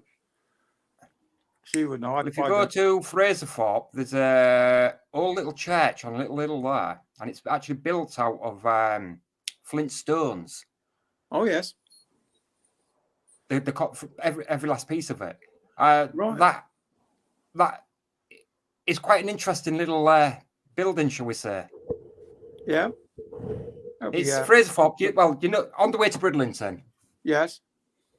Just before you get to Bridlington, there's a right-hand turn, and it's actually signpost Fraser Thorpe, and it's a really long, tiny 1-car wide. Takes right down to the beach. Is there a restaurant down there, or no? It's just a farm. It's a farm, and he uses one of his big fields for camping and car parking. Right. There is a place that way that I've been to, and there's been a farm with a restaurant attached to it. That was quite a nice afternoon out, was to drive down there. But I'll have to go because the one of the churches the church at Longriston, whoever it was the caretaker let me in one day, and I took some photographs on the inside with all the stained glass windows. I mean, that was quite interesting. I'm not a religious person, but to see the architecture and what's inside a church was really interesting. I'm actually a builder by trade. Oh yeah. So Chip in, I guys. pay. Sorry, chip in, guys. Dale, Joe, have a great evening, mate. Good luck. Cheers, mate. Bye. So I pay quite a lot of attention to detail in building structures and stuff like that. And I find it fascinating how 2, 3, 4, 5, 6, 1,000 years ago, how they could only use hand tools, build buildings that they did. And we struggle today. We struggle to do it today. Yeah. It's all lost, isn't it? All that history is lost because just didn't write it down at the time. And I tell you what I found fascinating about as well, TC. A lot of different civilizations like the Mayas, the Incas, the people from Egypt built the same structures like the pyramids. But those cultures never had any communications or any contact at all. How did they come with the same solution to build the buildings like the pyramids, like in Peru? What's the one in Peru called? I think it's called Chichen or something. It's brilliant. How did they come with that solution to build a pyramid like Egypt did? You know what I'm saying? Well, pyramids have been built all over the world. Yeah. That's what I'm saying. Pyramids have been built all over the world. What, the civilizations never had any contact or communication with any other, but they built the same structures. Yeah, I think it's because it's a common structure that stands up on its own. If you pour sand onto a beach, it will form a natural pyramid where the slopes is such a point where the sand doesn't roll down anymore. So obviously they've copied that. The Incas are slightly different to the Egyptians, but it's still that pyramid shape, and obviously a square is most economical to build. Bobby, we're getting a lot of feedback from you. Sorry, it's just the way I am, TC. No. So what I'm going to do is mute you again, and when you want to speak, just unmute Wait, yourself. can I just say one thing first? Have you ever been to the Great Pyramids in Egypt? No, I haven't. I've never been. Oh, it's the surroundings is like a shithole, but you should go. You should put on your bucket list. It's superb. Inside, you can see the body of it's a Tutankhamun, yeah. You see his body. It's brilliant. That's all I've got to say. Yeah, I've never been to Egypt, but I've been to the Liver, if that helps. That's similar, isn't it? The Liver buildings. Yeah, man, that's similar to the pyramids, isn't it? They go up in a funny shape. But you do know the Liver buildings was the statue was built from a person, the fella who built them as a Nazi. Yeah, supposedly, yeah.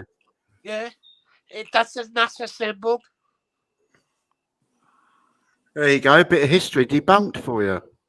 Yeah. Do you ever watch his YouTube channel, History? I love him. Absolutely love him.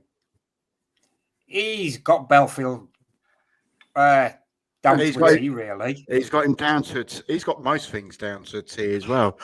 And some of the stuff what he comes out with, it's going to be right on point. And it's going to be right on the mark where, he could get sacked off of YouTube for it. So, but he's an old man, all right, okay, and I don't think he gives two shits. He just says it as it is. Yeah. Well, the point is this. I look like this, right? If people don't like what people are saying, there's an X button on the screen for a reason. You just simply press that little X at the screen and it's gone. Correct. That's all you've got to do, all right, okay? Or just skip along till you find something you like. Right, so what I do. If there's something I like, I'll leave a nice comment. But if there's something I don't like, I'll just skip on. There's something like you say. It's no point stressing yourself out, writing nasty comments, so just move on. Exactly. This is what I don't get about people. They'll go on people's videos and they'll be like, "This video's shit." Oh, why are you here? Why do you even feel the need to even leave a comment? You know, it's beggars belief. I'll tell you what wouldn't go. I'll tell you what wouldn't go amiss though is if you get a few more thumbs up. Right, okay, that wouldn't go amiss because there's 41 watching and 21 likes. Help the channel and help the algorithm. There, that's my grift. I'm not even on that page. That's my grift for today. Yeah, hey, grifters, grifters have got to stick together, mate. Absolutely. A few shekels never go amiss, especially on my OnlyFans. Do you actually have a YouTube channel there, Savage? I don't know. I don't do. I'm not a content producer. I work for. Well, I'm not going to actually say who I work for, but I work for a filming company. Put it that way. Not the BBC, is it? No, I can tell you it's not the BBC. But it's not a million. It's not a million miles away from the BBC. What's the BBC stand for? Belfield Bullshit Corporation. Yeah. Yeah, that's about right. Yeah, I think sounds about right. So you don't pay a TV license, Retro? You naughty boy! Oh, I don't watch television. I don't watch TV either. I don't pay for one. Well, I say I watch television, but it's all sort of on-demand videos from Amazon and Netflix. You know, I don't watch mainstream television. It's far too biased for me. About 8 months ago, knock on the door. Answers the door. TV licensing. Don't tell lies. 8 months ago, it was Alex Belfield knocking on your door. You're telling lies again. Wishes. If he had done, believe you and me, wouldn't have been making videos afterwards. So, cut long story short, they're on about that I don't have a TV license, blah, blah, blah, blah, blah. I'm like, yeah, I know I don't. So I says to him, I says, hey, you know what else I don't have? So he says, what? I said, I don't have a driving license. I don't see DVLA banging on my fucking door. He just looked at me and didn't know what to say. Yeah, I just don't get it. You tell them that you haven't got a TV, and that should be the end of it. You know, it's a legal requirement to have a TV license. So why would you not have one if you need one? Yeah, but the way to deal with them is you just open the door and just say no thanks and just shut the door. Yeah. You don't have to engage. I'll tell you. All they are is salesmen. Yeah, I'll tell you a good expedition. Tell you a good channel for that one. It's Chili John Carney. That's the one, yeah. Yeah, that's the one. And also the Smug one. He does a bit about TV license as well.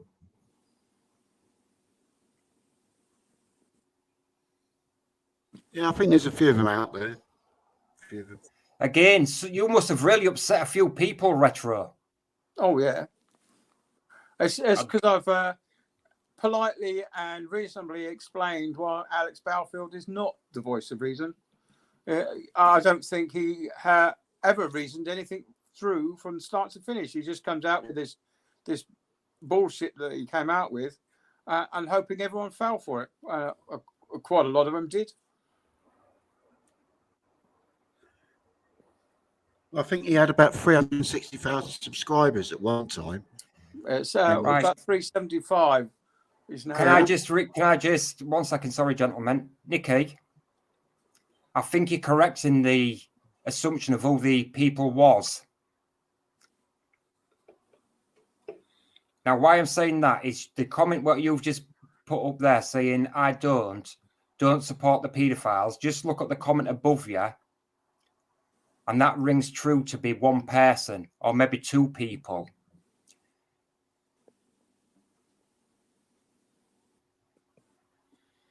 Hmm.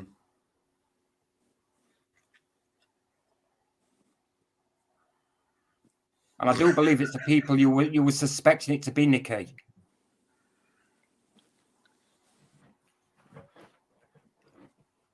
Interesting. It's some trolls from a channel called Police Abusing Powers.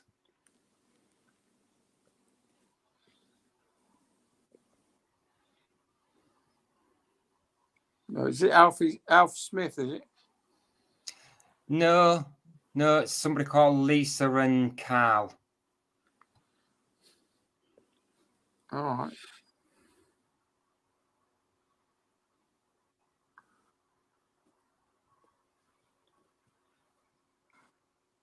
Which is right, Nikki. As long as they behave, they can stay. Oh, If they get abusive, they get kicked. Yeah, I think Alfie Smith was trying to say how many subs Alex Belfield had bought. You know, when I was watching Alex Belfield on a regular basis, once or twice a week, every day of the week, his numbers would shoot up by 1,000 or 2,000 at a time, rather than coming up by 0.1 of 1,000. It would just jump by 1,000. And when I first started watching him, I think he had about 480 subscribers, and within 4 weeks of me watching him, that had gone up to 8,000 subscribers. I believe that he's paid for subs as well, because he's cool. He's just building up and building up and building up.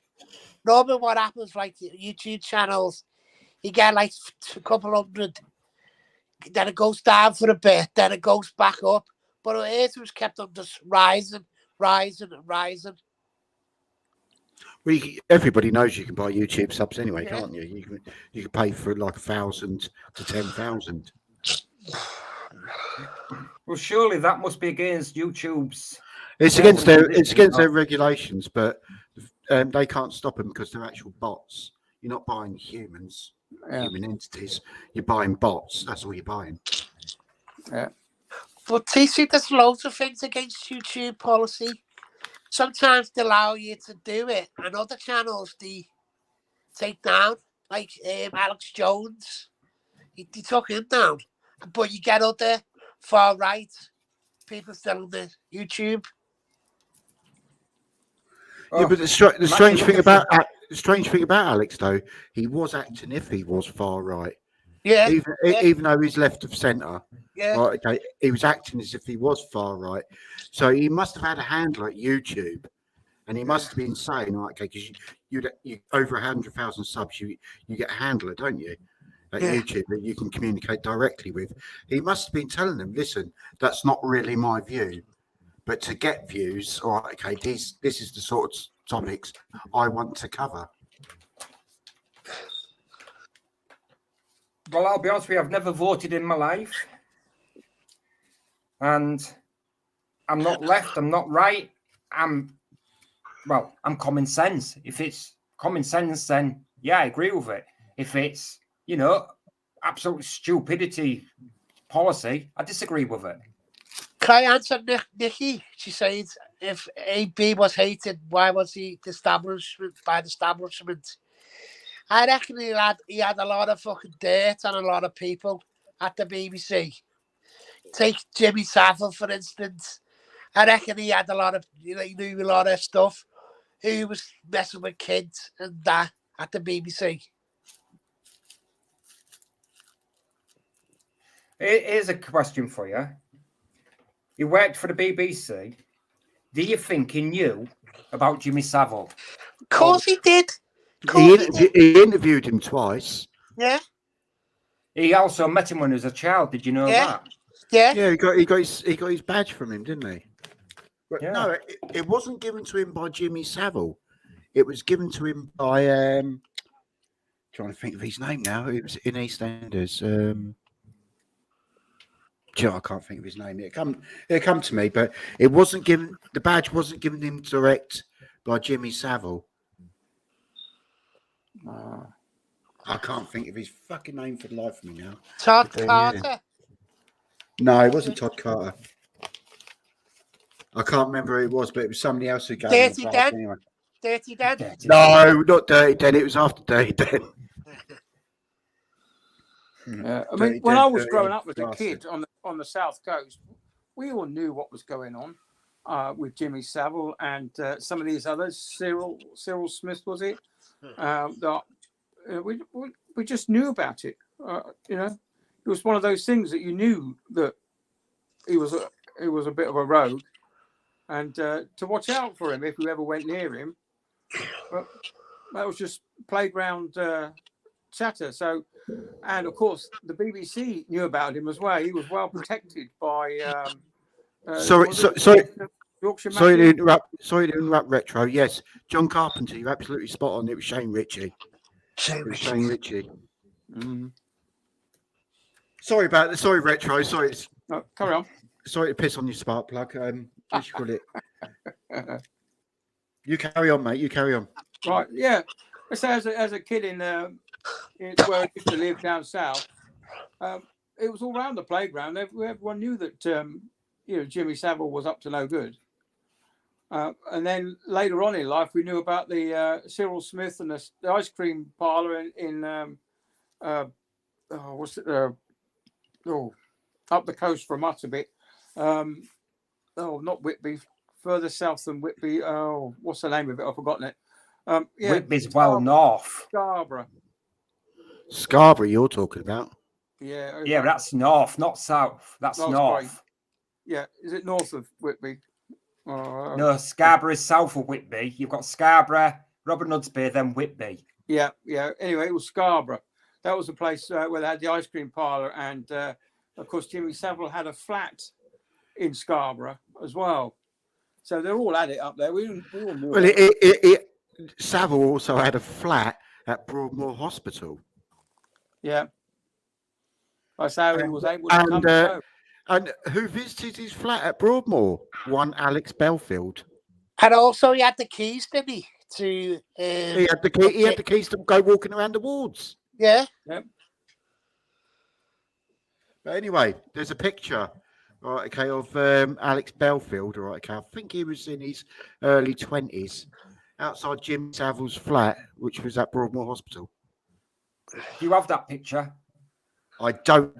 I've seen it on the internet, but I couldn't tell you where. Because I recognise Broadmoor because I come from Crowthorne originally. If you can find it, click share your screen and everybody can see it. I'll have a look around now, see if I can find it. It was on the internet, but where? I don't know. I'll go back through my history, see if I can find it. You know, the only thing I feel sorry for about all this full Belfield malarkey is the poor dog. Body. Mm. I don't know what it's called. Yeah, he'll be looked after. That's the only thing I feel sorry for is the poor dog. Where's that picture?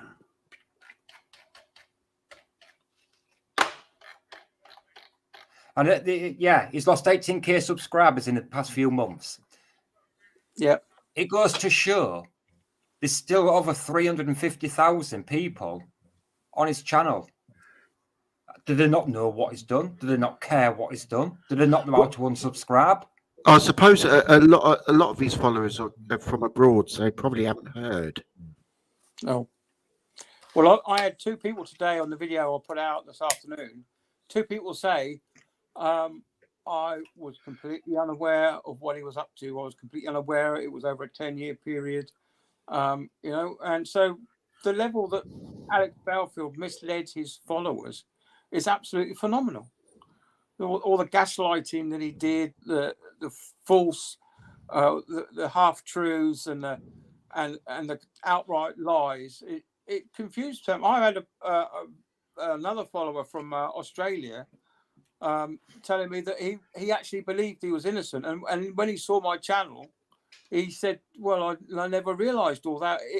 He just understood that he was the prosecutor in this case, not the defendant.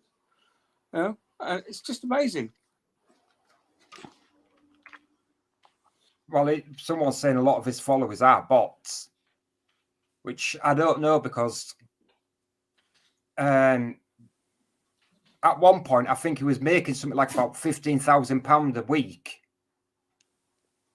in AdSense, wasn't he? So but he opened up a separate channel, didn't he? I don't know. Internet. page, and that's where most of the money came from.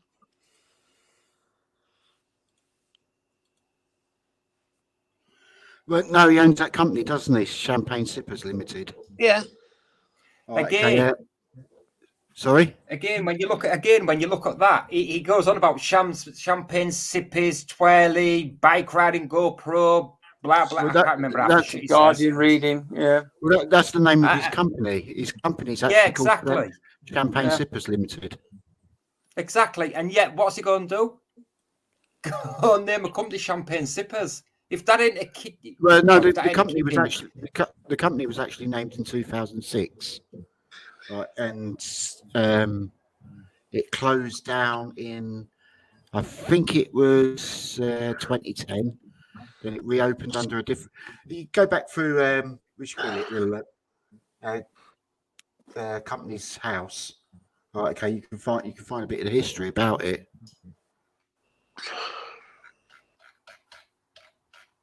I can't find that bloody picture now. Don't worry about it. Like I say, if you did come across it, there's a button on the bottom of the screen where you can see it says share screen. Yeah. What the hell was that? Me losing my keyboard. Right, it dove me head in now because I want to find it. He went to Blackpool with a jar of Vaseline and a cucumber. You know, I'm not knocking Blackpool. I'm not. But it's now to be proud of a 10-bid theatre house on Blackpool Pier.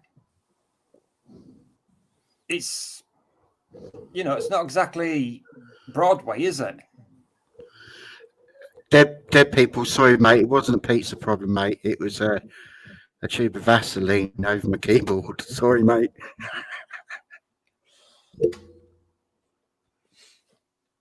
Nobody got the joke. Christ, I'm getting worse.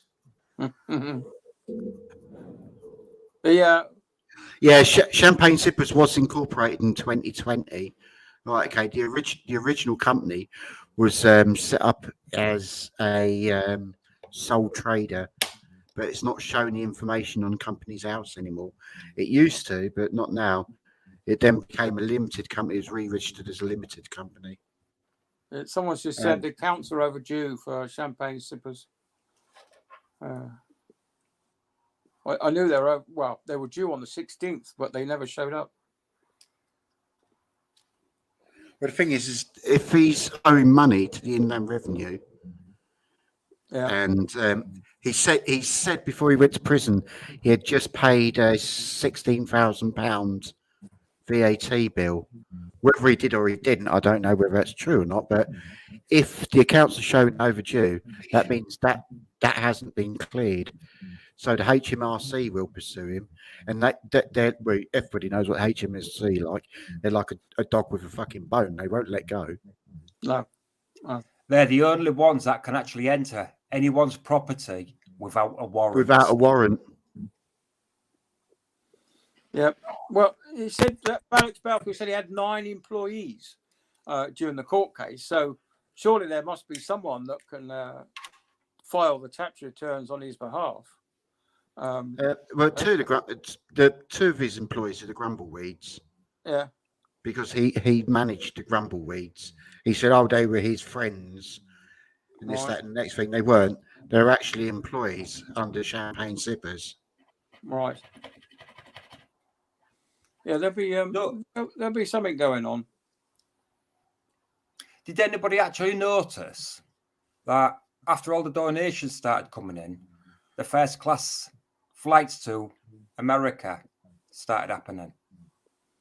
Surely his viewers must have, twigged on there. Well, hold on, he's got no money. He's crying for money for legal costs, and now he's flying off first class. That's what I said to a couple before. In the last 9 years, he never took any holidays. Then when the money started coming, he was going to Las Vegas. He's going, I think, in Spain as well. Oh, yeah. And if you listen to some of his earlier videos, it's, well, I'm having to survive, all right, okay, on £86 a week. Yeah. All right, okay, I'm on the dole. I'm getting £86 a week. Yeah. Something just don't ring right, does it?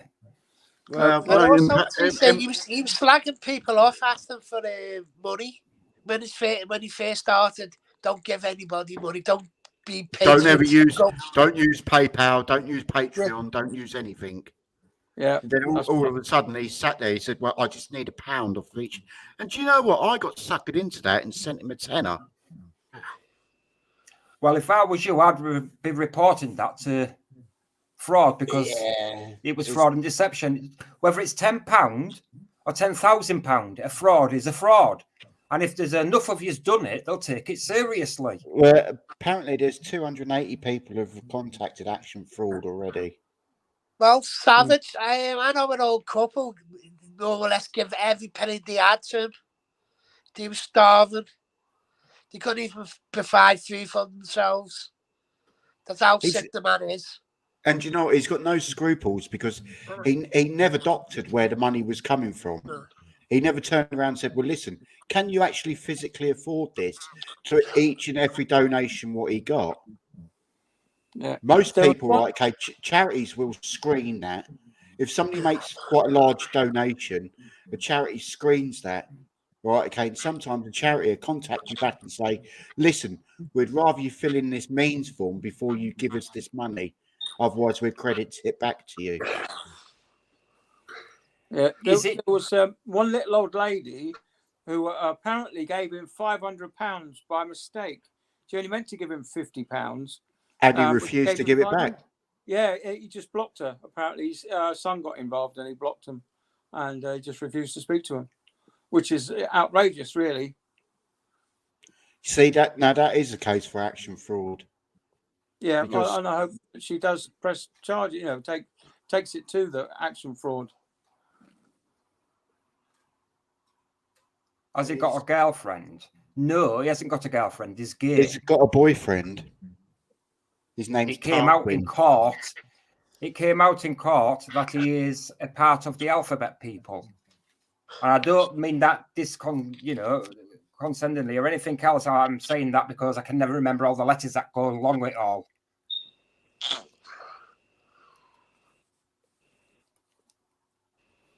That's another thing that pissed me off, TC, the alphabet people. You've got the same rights as everybody else. Why do you need any more? Yeah, because there's not enough letters in the alphabet for them. They're going to go on to the numbers next. Okay, now. Oh. Sorry, I just had to put that out there.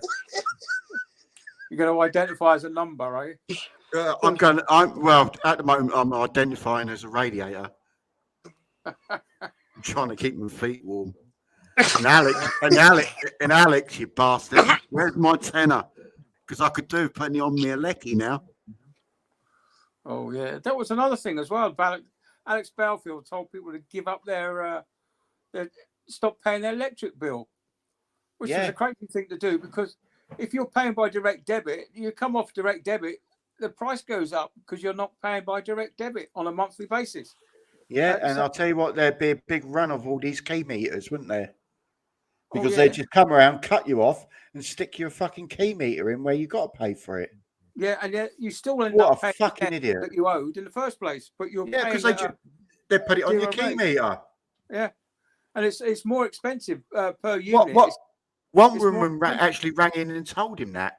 She goes, "If I refuse to pay it," she said, "they've already told me they're putting a prepaid meter, which costs twice as much to buy the electricity." Right, okay. And she said, "They put the debt on it." So she goes, he just sat there and he looked like like she was as thick as two short planks and his eyebrows raised up into his hairline. Right, okay. And he said, "Well, we're going to move along now."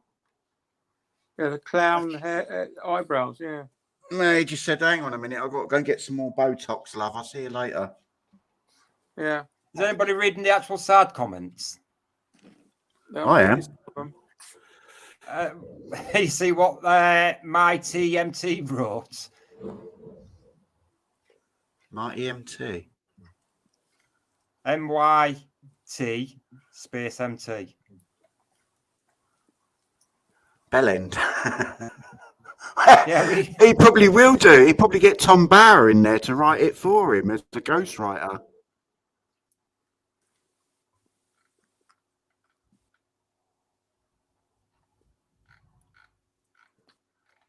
Rig your meter. Rig it. I don't think so. Yeah. That's a surefire way to get yourself a couple of years up His Majesty's prison. Yeah, you could probably be pad mates with Alex Belfield for doing that. Yep. Well, there were a couple of cases of someone tampering with their gas meter and ended up blowing up the whole house. Two of them recently. A lot of these Yeah. do that. A lot of these Indian restaurants like doing that, fiddling around with their gas meters. Yeah. You know what? We should all send Mr. Belfield a letter asking him when he's planning on paying for his stay in prison and why we should all pay for it for him. Oh, yeah, definitely. We could just ask him if he's still sipping champagne. Send him a postcard. Send him a postcard saying "Wish you was here." He's probably toilet bowl wine now, isn't he? Making his wine in the toilet bowl. I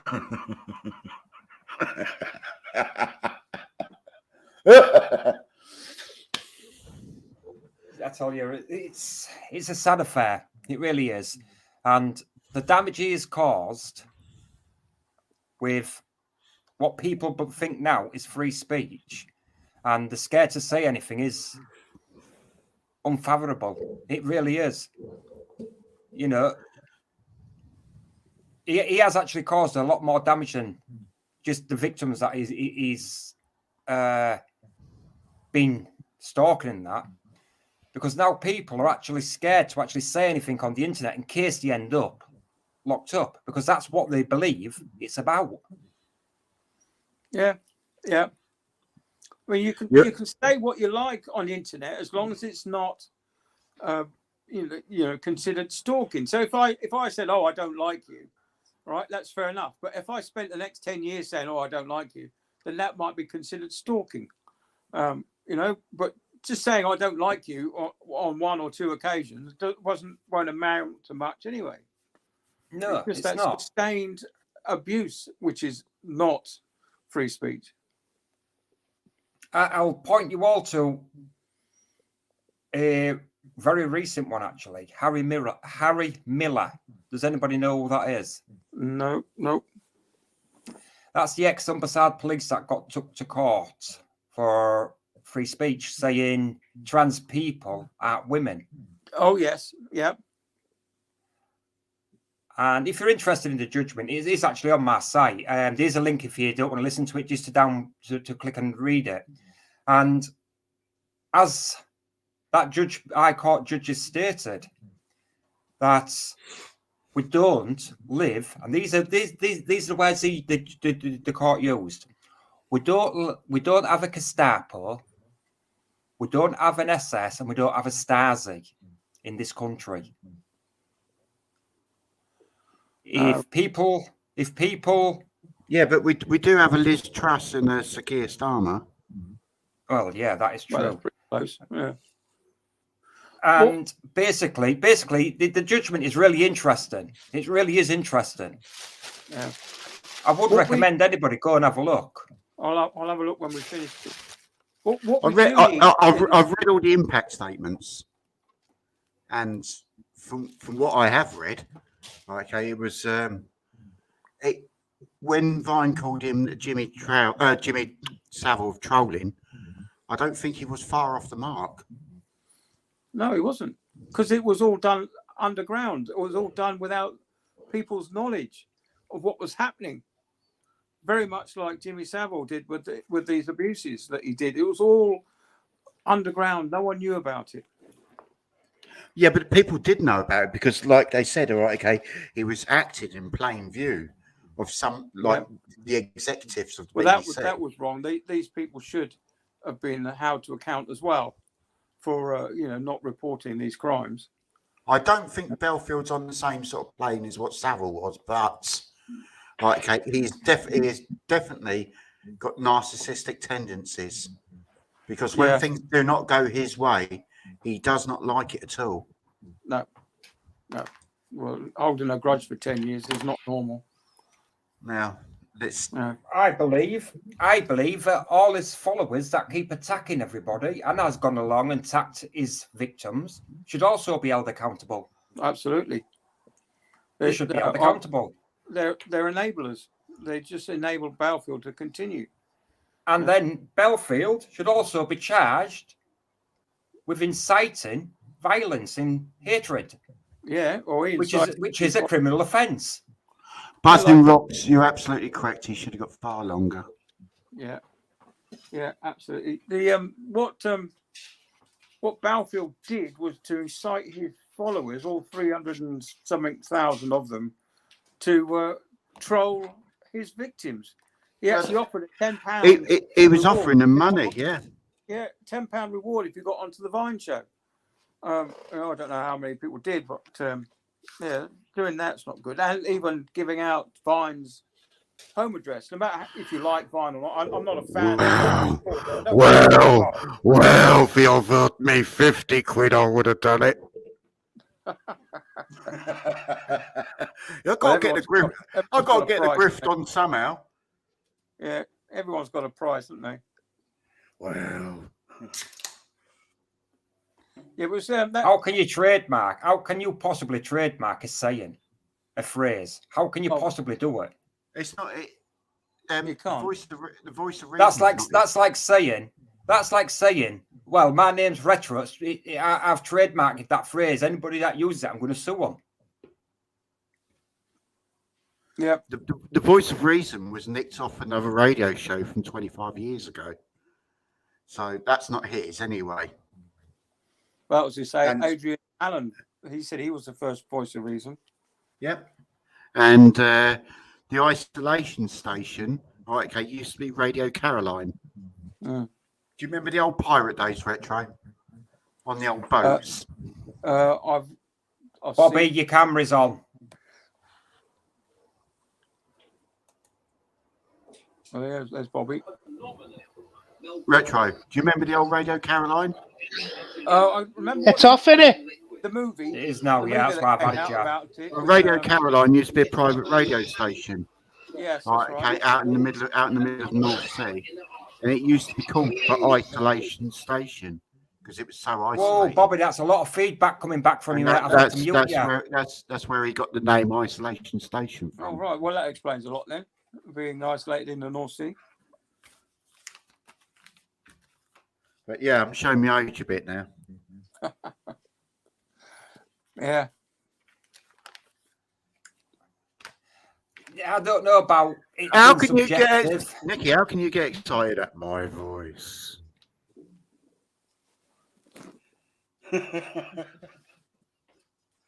Jeepers. Nicky, the only voice you can get excited to, sweetie, is man. It's because I got that stalker effect.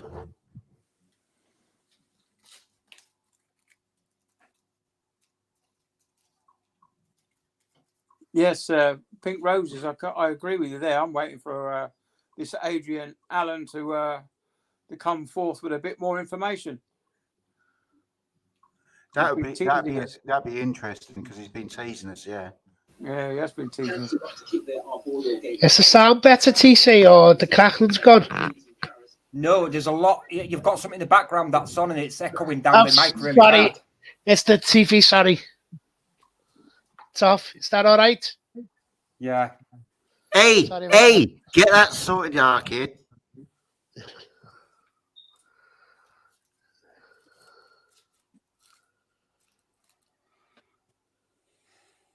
I don't know this Adrian Allen. I've never heard of him before. Like I say, I don't watch TV and I don't listen to the radio.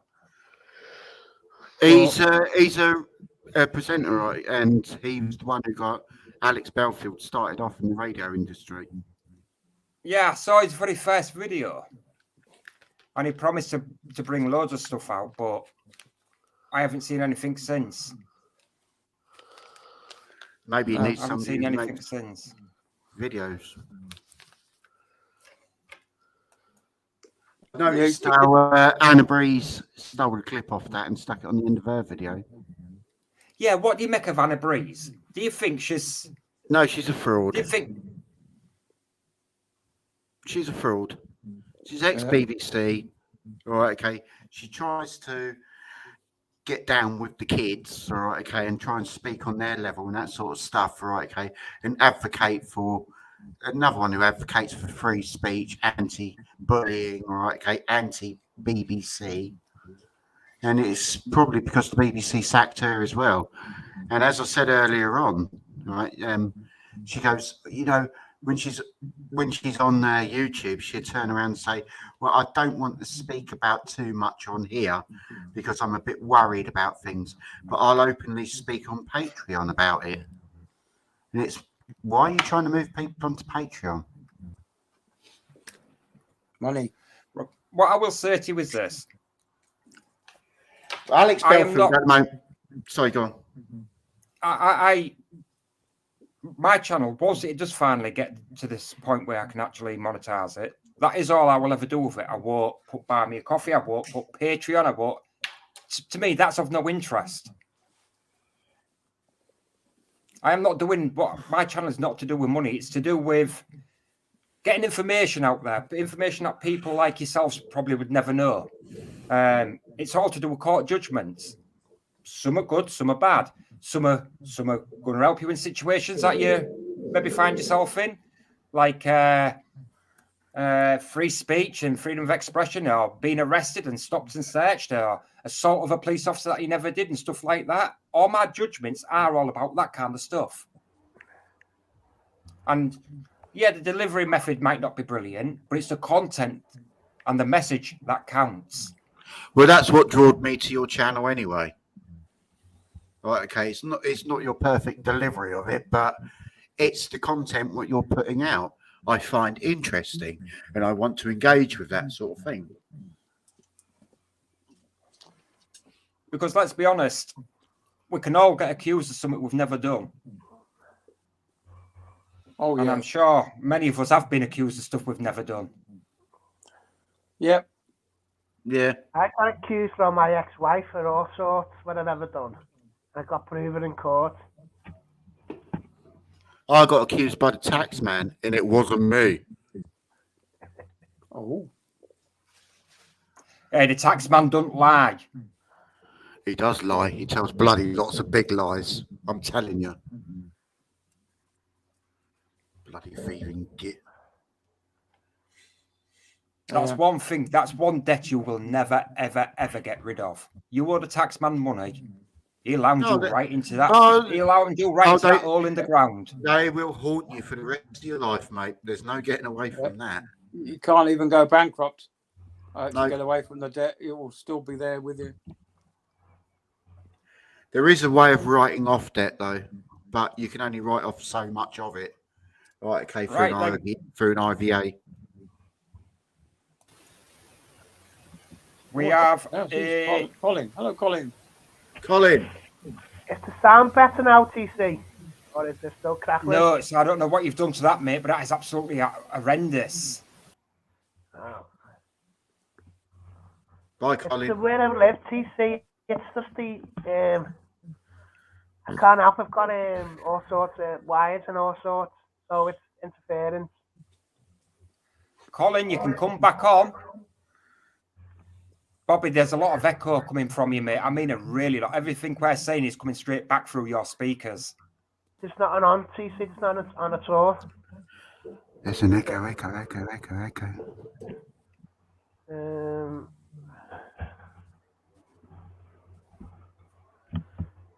Only Brian, the live stream's on.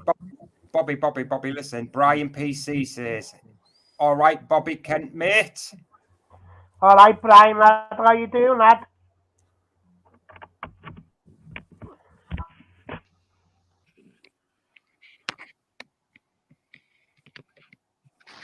What was that the name of that person that just pops in and disappeared again then? Colin. Colin, do you want to come back on?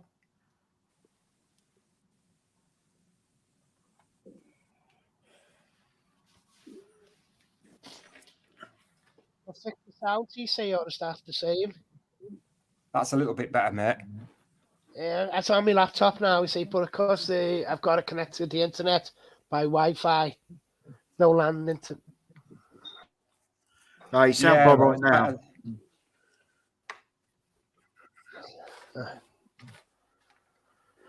Oh, who's Nicky talking about?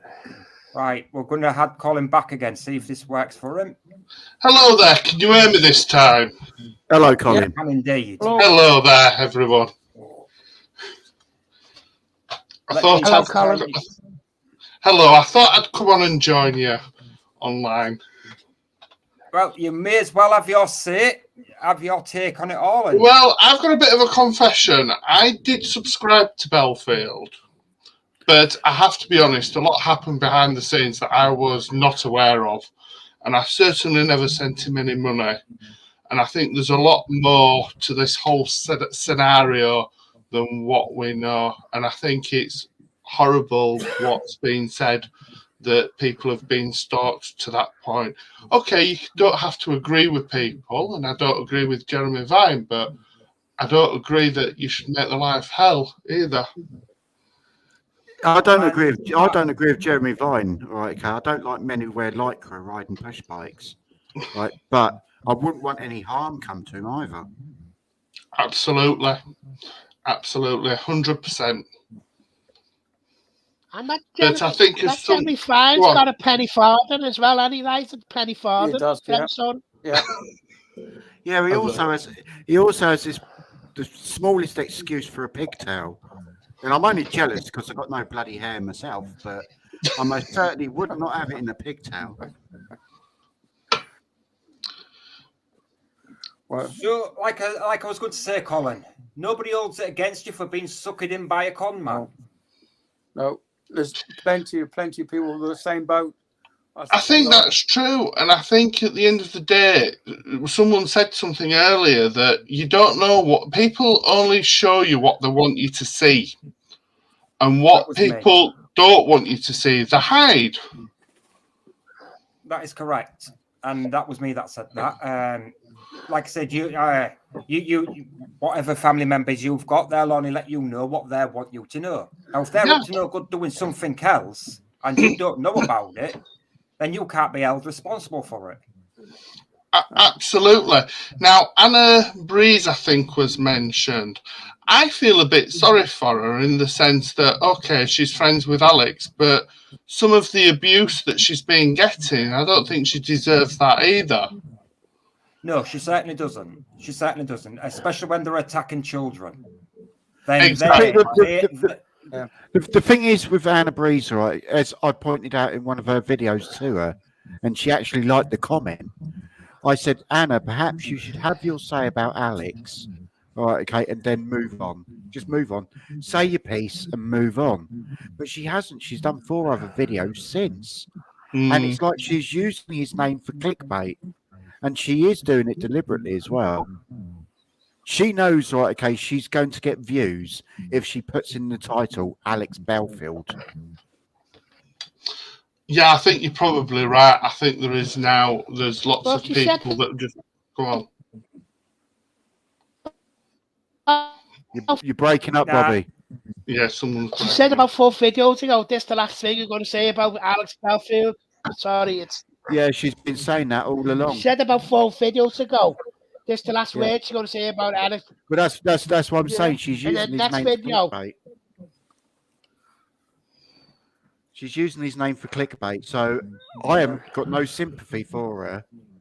I've said to her, reserve judgment. And she's actually liked the comment what I made. I said, say your piece and then just move on. Talk about something else. But she seems to be obsessed with Jeremy Vine, right? Okay, and Alex Belfield. No, I think you're right. Right, can I just respond to a comment in there? Dan Miller. I'd love you to come on and voice your opinion, whether we agree or disagree. There'd be no hard feelings.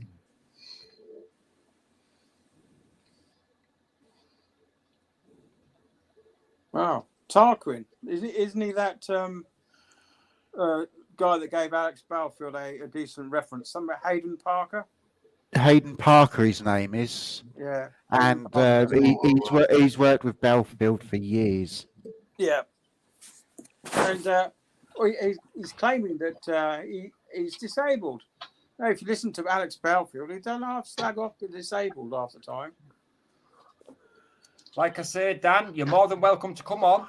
Have your say. I think, Retro, when you got narcissistic tendencies, right, okay, your nearest and dearest, you always try and affect them first before you affect everybody else. And I mean, Tarquin, Hayden, all right, okay, has been friends with Alex for many, many, many years through different radio stations. And I think Alex sees him as a nice little punching bag. So when he goes on about disabled people, thickos, and things like that, he's actually directing that straight at Tarquin. Yeah, I agree. I did a while ago. And also, he was slagging off the people with the.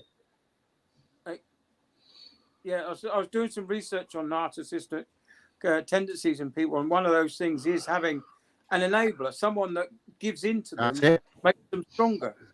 You know, so they keep on and on and on. You know, and that the enabler then gets weaker and weaker. It's a vicious cycle. Correct. And also, he was slagging off the people with mental health. Yes, cerebral palsy. With people with mental health as well, he told them to man up, didn't he? Well, the thing is, he keeps on saying, right, okay, he kept on saying, all you benefit scroungers, right, okay, and deliberately taking the piss out of disabled people. But yet, he was the first one to admit in his own radio station, he was on benefits, £86 a week. Well, he said that to me. So all it is a narcissist aiming his poison, right? Okay, somebody who probably wouldn't give him the time of day if they met him in real life, and the only way he can do it is through a microphone and project his poison out on them. Yeah, very true. But he said that to me. I was on benefits. I told him I haven't claimed benefits in my life. I'm 40 now, and I've never claimed benefits in my life. So he goes, "Oh yeah, that's what you're saying." I said, "It's true." Well, we wanted to go down and see him at Lamley, and I rang into his radio show, and he said, "Yeah, it's no problem, you know." But as soon as this court case came about, right, we got an email directed from him, and it was like, "Do not turn up at the Lamley." So we turned up anyway and filmed him. I wonder what they're making of it all. I wonder if it's affected the business. What, Karen, his cousin? Is that who it is?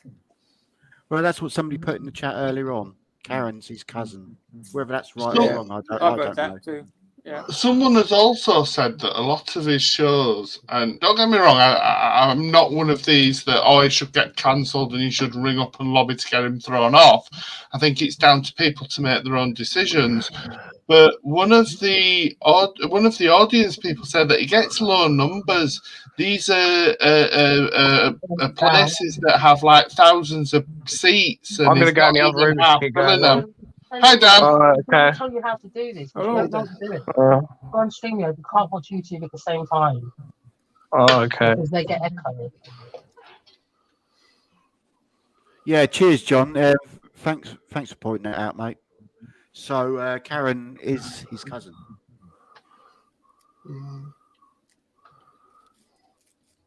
Somebody put on get Andy the Right. Andy the One second, please, Bobby. 1 second. Hello, Dan. Can you hear hello. us? Can you hear me? We can hear you. Hear you. Yeah, You've cool. muted your micro- Yeah, can hear you. Right. Would you like to add anything to the conversation? Yeah, I'd just like to say I've been a huge fan of Alex. I've been watching him the last 2 years, and even though I know that he's got a lot of flaws and a lot of deficiencies, you know, in the sense that, you know, he's clearly not a nice person, but I can honestly say he's probably one of the most entertaining people I've seen on radio or even on YouTube. You know, he is very entertaining. You have to give him that. You have to give him credit where it's due. He is good at taking the piss out of people. He's great with innuendo. He's great with gag lines and catchphrases. Do you know what I mean? He's talented. I think he's talented. You know. Is he good for the right reasons or the wrong reasons? I don't know. It's a mixed bag. It's like it's for me. It's a roller coaster because there's times when I watch him and I cringe, you know, and he really annoys me, and he's very hypocritical. But then there's other times when I watch him and I think, yeah, he's bang on, you know, because he has exposed a lot of corruption, you know, that's been going on. People like Jeremy Vine, you know, we know that he was doing a lot of dodgy stuff, and we know that he was very sanctimonious. Yeah, but for example, the vaccine, you know, he was pushing the vaccine and he was pushing lockdowns. And Alex was always an advocate. I think that's what turned a lot of people away from Vine in the first place, is because of his stance on the vaccine. Yeah, exactly. And Alex, right, I have to say he's completely unbiased because obviously he took the jab, otherwise he wouldn't have been able to go to the States. But at the same time, never once did he say, oh, you have to take it. You know, he always believed, like I believe, that it's a personal choice, you know, and no one should be forced to jab or be coerced. And that's where Alex had my support. I did support Alex. Can I just step in 1 minute about the jab and the States? Alex did say that he had the jab, but his reason and rationale for taking the jab was that he was a carer. And that's I know his auntie, she's got MS, hasn't she? That's right. But that was his reason for having the jab was, well, I had the jab because I was a carer and I had to take. So I don't think it was the States. I don't know if you're right about whether you need the jab to go in the States because I've never been. No, you don't. Yeah, you do. No, you don't. Hang on. I've had Can we all just one at a time, please? I've had no jabs, and I've just come back from the States 3 weeks ago. Okay, well, that's new. When Alex went, bearing in mind he went a good 3 or 4 months ago, and he went twice, didn't he? He went to Florida twice and Vegas once. And I'm pretty sure when he went, it was mandatory. And he's admitted he had the jab. He never denied having the jab. He always admitted that. He never saw it. The way he looked at it is millions of people had it, and millions of people were fine with it. You know? So, but my biggest issue with Alex, right, is not. Where did Alex Belfield get the money to go to these holidays? Pardon? How did he get the money to go on holiday? Where did he get? Well, of course, you know, Alex has been very dishonest. He's very clever in the sense that he's had everybody. That, you know, people have taken the bait and they sunk with the bait. It's sad, really, but Alex is he's a manipulator. I'm not going to defend the man. I won't defend the man, but you have to admire how cunning he is. You know, it's a sign of intelligence. I'm not saying it's a good thing. It's not a sign of intelligence. It's a sign of narcissism. He's just a good con man. The best con man in the world. He's a con man. He's a con man that's unfortunately got caught and got busted over, but a lot of people get away with it. You know, I mean, if he got a solicitor, I don't think he would have got sentenced. I really don't. I think it was lack of legal defence that done him over. Now he's gone. Greatly if you start putting the videos up like he's doing, well, I think Alex got greedy. He was making so much money out of donations, and also he loves fame. You can tell his deepest passion is to become famous, and he loved the fact people were talking about him. And if the Queen hadn't died, he would have been in the front page of the Sun, guarantee. I believe that. Can I just interrupt you 1 second, please, gentlemen? Yeah. Bobby, just let me please. Can we only have one person speaking at a time? Because it becomes so bad that nobody can hear anybody or understand what anybody's saying. Okay. Right. What I will say is this. I'm not a fan of Alex Belfield. And that's my opinion. Now I understand you are, and you're entitled to that. And hey, if we all liked and disliked the same thing, it'd be a very, very sad world. Yeah. Right. Yeah, of course. Yeah, exactly. Retro, would you like to add anything? Yeah, well, the thing for me was Alex Belfield's casual racism. It was the misogyny, and Oh. and also there was the just the attacks on the disabled, and he was giving out medical advice to people suffering from depression, telling them to stop taking the tablets. Yeah, I do remember. It's just, how can you give medical advice when you're not even a doctor? Yeah, but he did. Yeah, stop but after- I he don't did stop believe after a that while. doctors should be giving people prescription drugs without even seeing them. Because he was talking about it during COVID when GPs weren't seeing their patients and they were literally throwing drugs at people. So I think he was right, but you got to remember he was looking for content. He was publishing about 6 videos a day on his YouTube channel, and he had to run with any story he could find. So that was yeah. But he did stop giving them advice after a while and just told them to jump off an NCP car park. Yeah, but again, this is tongue in cheek, and you got to remember, Alex, as posh as he sounds, he's a northerner, isn't he? And I'm not saying all northerners are like that, but they're very brash. They just say it how it is, and that's what Alex is like. He says it how it is. It's like that's why he doesn't work for mainstream radio, because he was never going to be PC. That's not him. I would still not advocate, right? Okay, for somebody to jump off the top of a car park. No, definitely not. But with Alex, you've just got to not take him literally. He is very, very like slapstick. That he's very like he's just everything's comedy. And I remember like watching his radio phone-ins, and he would just cut people off, or he'd call him a farthead. He just likes if he doesn't like you, you'll know about it within 2 or 3 seconds of Alex Belfield. He'll tell you very quickly that he just don't like you, and he'll put the phone down on you. Can I just respond to that? Can I just respond to that, please, Dan? Yeah. Can I just respond to that, please, Dan? Yeah. He cuts people off because he didn't like them or he didn't agree with what they were saying, but yet he reckons it was all for free speech. Now, yeah, I don't know how long you've been watching this. I've been watching him for about a year and a half. Yeah. Right. So let me ask you. I don't know how long you've been watching this stream that we're doing now. And you'll see that I have never cut anybody off, whether I agree or disagree. I've never kicked them out the chat or blocked them. And why? Because I'm a big believer in people have the right to their own free speech and freedom of expression, whether I agree with it or not. Yeah. Now, wouldn't you say that would have been more fairer for Alex to have done that than the way that he went? Yeah, no, I see what you're saying. It's a difficult one, really, because he wants to promote free speech, but he doesn't advocate it.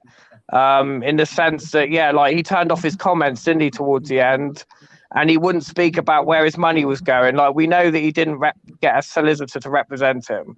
We know that. And Dan, can I just say, Dan, I think that you've hit the nail on the head there. That's upset a lot of people. A lot of people feel that Alex misled or didn't put all his cards on the table, because when I looked at his videos and I watched what he was saying, he made it very clear that he was the plaintiff suing others. At no point did he say, I'm the defendant being prosecuted. No. And I think, he misled people. He did. Yeah, I'm not gonna defend him. He definitely misled people. To sum up, Bellend, right? Okay, he's a great actor. He's a great showman. He's a great con man. He's a great fraudster. Definitely. And now he's a great. My phone's just died. And now he's a great bar of soap holder. The other thing you have to bear in mind as well is some of the big time in prison, Alex. Right. What I will say, gentlemen, is let's try not to wind each other up. We'll have an adult conversation, and maybe people's views will get changed. I think a lot of people's views have got changed. I think my views have been changed. I watched a lot of his material. I found some of his material interesting. I found some of it rather patronising. At times I'd turn it off because I'm thinking, I don't want to deal with this.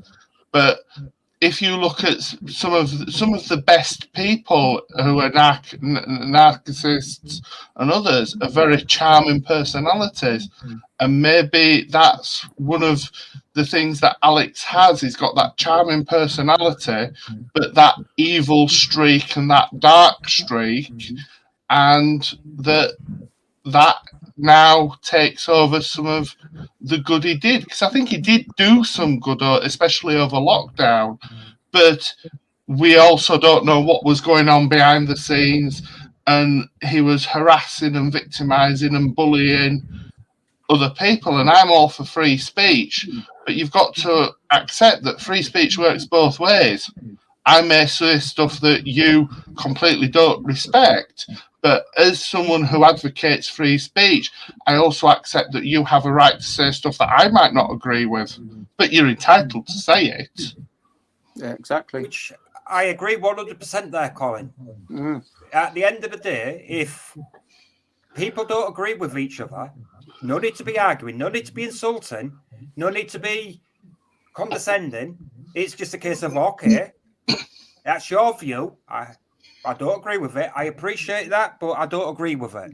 And move on. Now, where I do have a problem with is when people start attacking people, i.e., and I'll use Alex because this is what the discussion's mainly about, attacking people that he's never had anything to do with, never met, sending pictures of children with vile writing across them, and stuff like that. That is not free speech. Absolutely. Why on earth would he get the children, family members, or whatever involved? What on earth was going through his head? You know, okay, you might say this presenter's rubbish, I don't like him, I don't follow him, but you don't start a campaign against them over 10 years against them. No. That's why I got 2.5 years. Right, okay. Sorry, let me just respond to Mia. Right, Mia, that's no worries. Just time to click the link to come back in.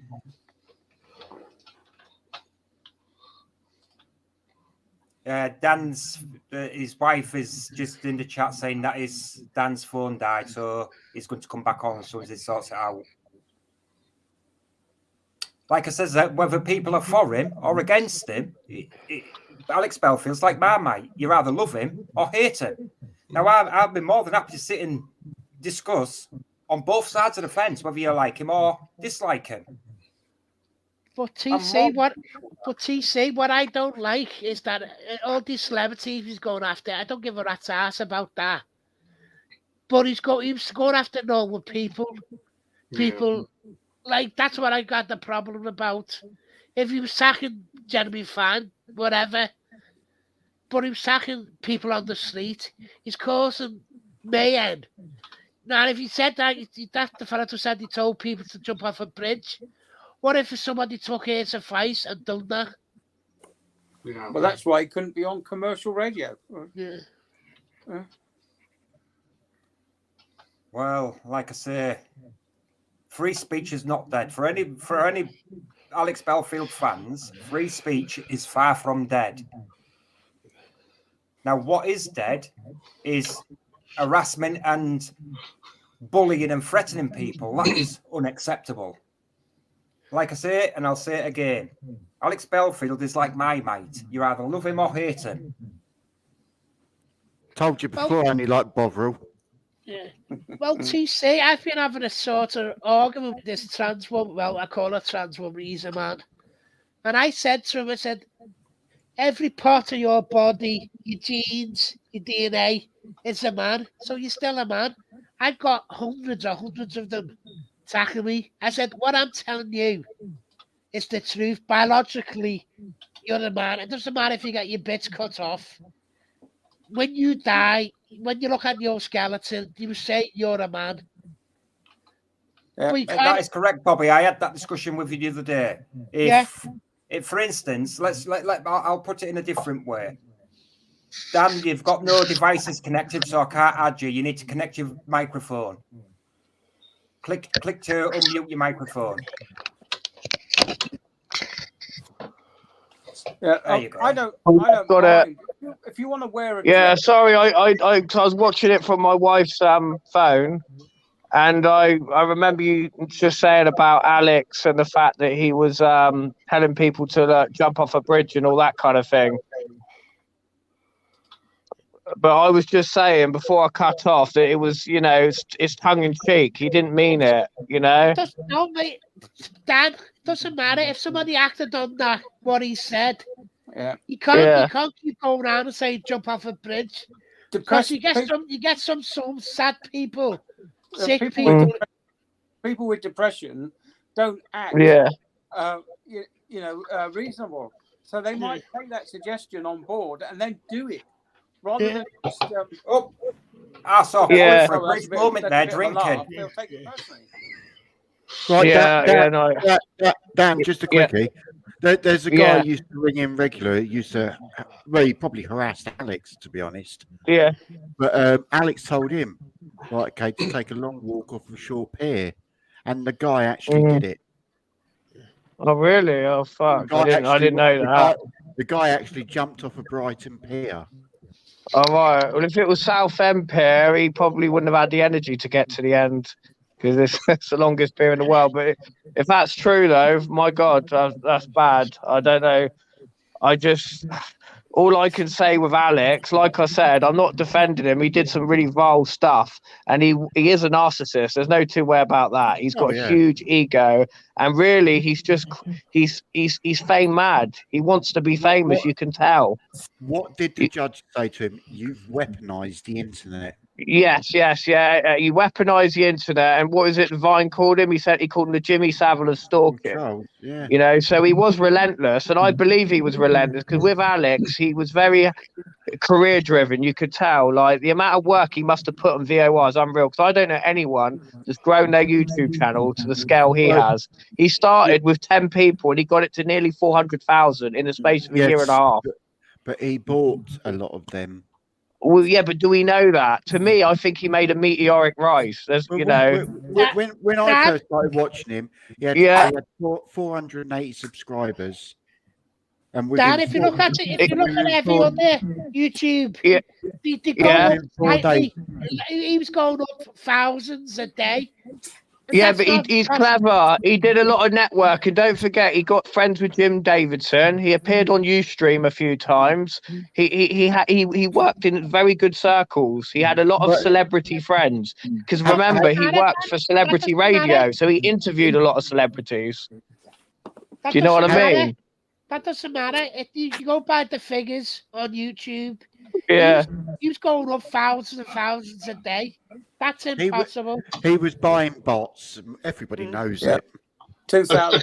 According to but if he was buying bots, explain all the views because his videos were still like getting loads and loads of views. Listen, I can open up a channel now, buy myself 20,000 subscribers, right? Okay, and buy myself 80,000 views. I can do that now. Right, okay. I don't know much about how YouTube works because I've only ever done 2 videos in my whole life, and I would urge you to, when you get the chance, to have a look at a video I did on. I did an impression actually of Alex Belfield. It's brilliant. I did it 6 months ago, an impersonation of Alex. What's your channel name? What's my channel called? Do you know what? I don't even know. It's probably my name, Dan Miller with an AR, and I did it calling out Logan Paul. I don't know if you know Logan Paul. He's a big YouTuber he has fights with a lot of celebrities for money, and I basically pretended to be Alex and basically called him out for a fight. And it was great, and hardly anyone's seen it. It really saddens me because I think if it got out there to loads of people, I think people would love it. I'm not blowing my own trumpet, but honestly, everyone I've asked that's seen it said it's really, really good. Can I just respond to some of the comments in the side comments, please? Let's have a look. Where is it? John Carpenter. He told a young girl whose boyfriend had recently committed suicide to do the same. That young girl has never been seen on Twitter since. See, but that doesn't mean she's committed suicide. She could have just turned it all off, you know. You're right. That is The correct. point is, But Dan, Dan, he said it to her. He said it to Yeah. her. yeah. That's But the one Dan, nasty cunt.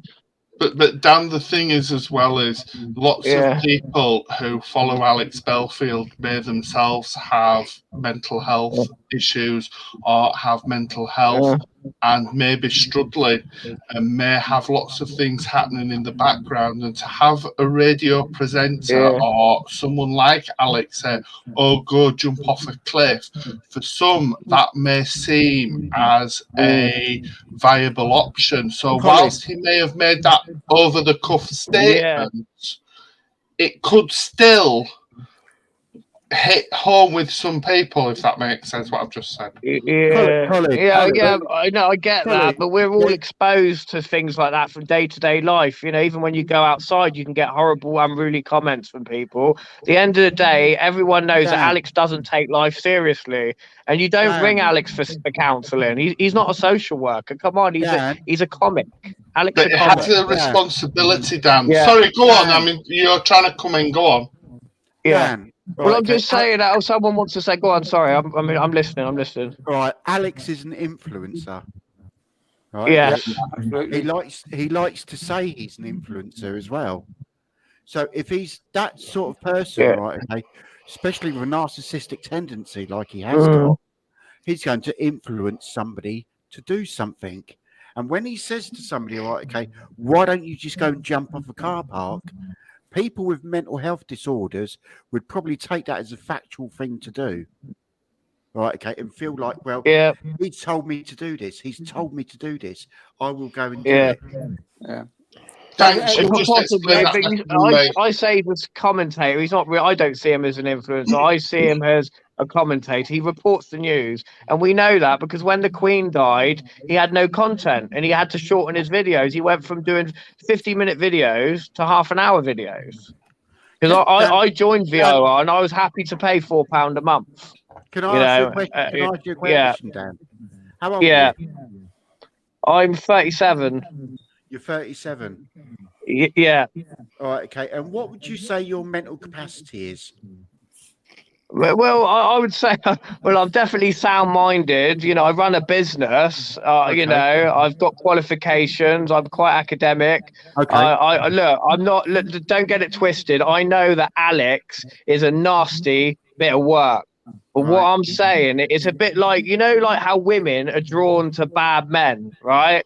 They like a bad man. Yeah. With me, watching Alex, right? And I'm straight, by the way. I'm 100% straight. It's nothing gay.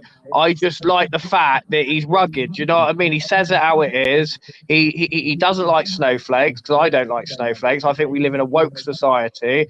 And he's just he's a breath of fresh air. That's how I saw him. And for me, he's like a, you know, like when you watch a pantomime, you've got a baddie in a pantomime. That's Alex. He's the pantomime You queen. know what I mean? And I know he's bad. I'm not saying he's an angel and he's good as two shoes and blah blah blah. But what I am saying is he is entertainment. And that's why I've been watching. I mean, look, I've got a black wife, right? And I've listened to that man say loads of racist comments over the years, and it's difficult for me to stomach, you know. But I take that to one side. I take everything Alex says to one side, because you can't take him seriously. He's a clown. He's a class clown. Could I just respond to that then? Could I just respond to that 1 second? Right. Yeah. You understand that somebody with mental health issues hasn't got the capacity to understand what is right and wrong, really. Now, if someone like Alex tells someone to go and jump off a pier or go and hang themselves off a car park, and that person is at such a space in their life that they take that literally as good advice and go and do it, do you think that would be right or wrong? Yeah, definitely be wrong. Yeah, no, 100%. But I still don't. I think Alex took that risk, didn't he? He took that risk. Right. And we know that it would come back threefold if that did happen. If someone did kill themselves, it would be plastered all over the newspaper. Trust me, we would know about it. I really do think we would know. Yes, I agree with you on that. But just one question then that needs to be answered. Do you think Alex was right or wrong in saying them remarks to people? Oh yeah, he's totally wrong. Yeah, 100%. But that won't stop someone like me watching him. I found him, like I said, very entertaining, and that's why I watched him for entertainment. It's like I can't just got. Let me just think of an analogy. It's like a lot of people didn't agree with Trump, but they still voted for him, didn't they? Do you know what I mean? It's a similar thing to that. Donald Trump got a lot of votes, but do you think that people that voted him agreed with everything he said? Probably not. Probably not. And that's like with Alex. For me, he's the lesser of two evils, if you like. Because I think mainstream media is evil. By the way, I do. I think it's evil, and I think it's run by Satan. I strongly believe your that. Trump question? That the reason why Trump got in, there was a lot of hatred against Obama because he brought a lot of nasty crap in. Well, exactly, mate. And I hate LBC. Yeah. I really do, and I would rather listen to Alex than any of those twats on LBC. You know what I mean? But I love the radio, and for me, Alex offered me the radio on YouTube. So for me, it was the best of both worlds. You know? Right. Can I just ask you a question, please, Dan? Are you watching YouTube on another device? YouTube. Yeah. Are you watching YouTube on another? Are you watching? Yeah. No. Somebody is, because it's coming down through the microphone on their side, and we can hear everything coming through. Oh, that's not for me then. I don't know who that's from. That's not for me, TC. I've got nothing on. Oh, it's not me. It's not me. I'm in the studio. I think I've just been kicked. No, you haven't been kicked. You're still there, Savage. I think it's muted everybody. It's muted everybody because mine was muted. No, I was trying to find out. So just a question to everybody: why do you think that Alex is so angry? Have you guys got any sort of like theory? Yes, I think Alex is bitter because of the way he left BBC, and I don't think he's ever come to terms with it. And I think a platform is his way out, his voice of a situation that was very difficult. I don't know what happened at BBC. I don't watch mainstream. I don't follow mainstream. I use YouTube a lot. So I don't know what happened at BBC. But I think he was left very, very bitter. And he made lewd comments to that weather girl. He said he liked to pleasure himself on his settee while watching her do the weather report in the morning. Right. Live on air. That was cringe. But I noticed when I watched that recording of him, he was so anxious to get gags and jokes in that short space of time he was on there. Just by watching that, I could see he was fame hungry. I could see that his lifelong aspiration and ambition is to be on TV. And that's why he had so much hate towards people like Piers Morgan, who has made it on TV and is very successful on TV. Yeah, but he's a jealous hater. There's no two way about that. He is a very jealous man. And going back to my original comment, I do think he is a homosexual. And listen, I'm not homophobic. I've got nothing against gay people, but I don't think he can live with the fact that he's a homosexual. And I think that's another reason why he's an extremely angry man. Hence the reason why I said earlier on he hasn't come out the closet. I've never met a man, a straight man, as gay as him. He wears bright-coloured shirts. He dresses up as women. He's always talking about sexual innuendo. You know, he's just very camp. He does cabaret. I mean, come on, what straight man do you know that loves cabaret? He's as gay as a $10 bill. Honestly, he's just like I can't. You know, that did come out in the court, didn't it? That he was a part of the alphabet gang. What do you think about this, TC? I reckon he's been abused as a kid as well. I wouldn't rule that out. I wouldn't rule that. You know, I don't think he's from a pit state. Listen, he makes out he's from a working class background. What working class kids do you know got piano lessons? Because he can play a master piano, and that is not an easy skill. He speaks very well spoken. Okay, when he's from Nottingham, he doesn't have a Nottingham accent, right? He is not from a working class pit estate, but guess what? His audience is mostly working class. 90% of the people that watch him are working class, and they're the people he's pandered to. Well, that's how They're you the people load, that how you he's load them targeted. into paying money. Yeah, of course, he's targeted the working class because us working class, because I consider myself working class, we don't really have a place to go. We're shunned everywhere. You know what I mean? It's like, so he tapped in that market, and that's why he's very clever. He tapped on a market that no one thought of tapping. The white working class, people that are the most marginalized in society, and that's what he always used to say. He says, who does the worst at school? White working class boys. And he's right. And that's the market you tapped on. You tapped on that market, a bit like Tommy Robinson. But you know, for me, he was like at the time during COVID, he was a breath of fresh air. That's all I'm saying. And he got me from my lowest point in life, you know. Right. Alex Right, met what a I would need add as that- go on. What I would add to that is I don't think he was abused as a child. What I do think, and what I have good reason to believe, he was bullied during the school days at school. Yeah, definitely. The fat little ginger kid. If you look at old fat pictures of ginger. him, And he was would have spotty. definitely got bullied. Yeah, 100%. And he's I not also- funny. You know what I mean? He don't get me wrong. He's funny with his radio shows and when it's rehearsed, but he's not naturally funny. I'm gonna say that he's not a naturally funny guy. He borrows other people's jokes. Someone did a YouTube video. I don't know who it was the other day, and all his jokes on his shows, you know, the theatre shows he was doing, were robbed from either Jim Davidson, Jeffro, Chubby Brown. None of them were his own jokes. Yeah. You know? I also think that with things being what they are at the moment, with the fact that we've come from COVID, I think the fact of the way society is at the moment, I think Alex was able to fill that void of the general sense of loss and despair. We've just gone through 2 years of COVID. We'd gone through all this. We're going through cost of living. And I think he was able to fill that void, and that's what naturally drew him or drew people to him. By the way, I've just looked up now. It's got 356k view subscribers. Colin. Sorry, I was trying to come in. That's only because it's dropped. It was 380. He's lost a lot of subscribers. What's happened? Sorry, Savage. Go on. What were you saying? There's only one void, and that's the gap between Belfield's ears.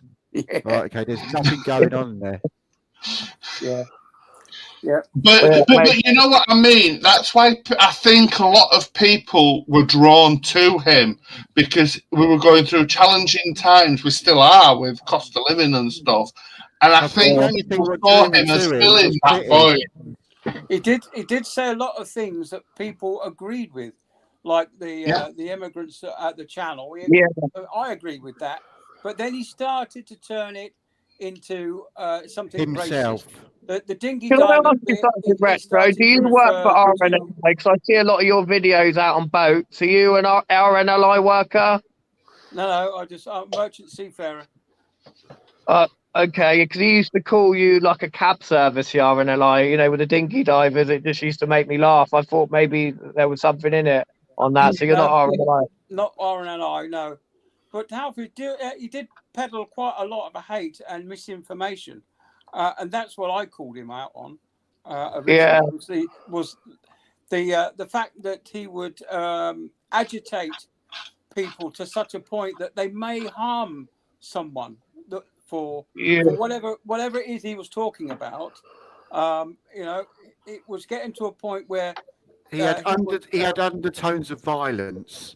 Yeah, he would whip his followers up into a frenzy, and then let them go. You know. Well, apparently that's what he did with Jeremy Vine. He was getting people to ring him up on his phone and harass him, and he even gave out his address. But I know Jeremy Vine's address anyway. It's not difficult to find because I was in the Trooper movement, and I know a lot of people that was putting hate mail through his letterbox. It was well documented.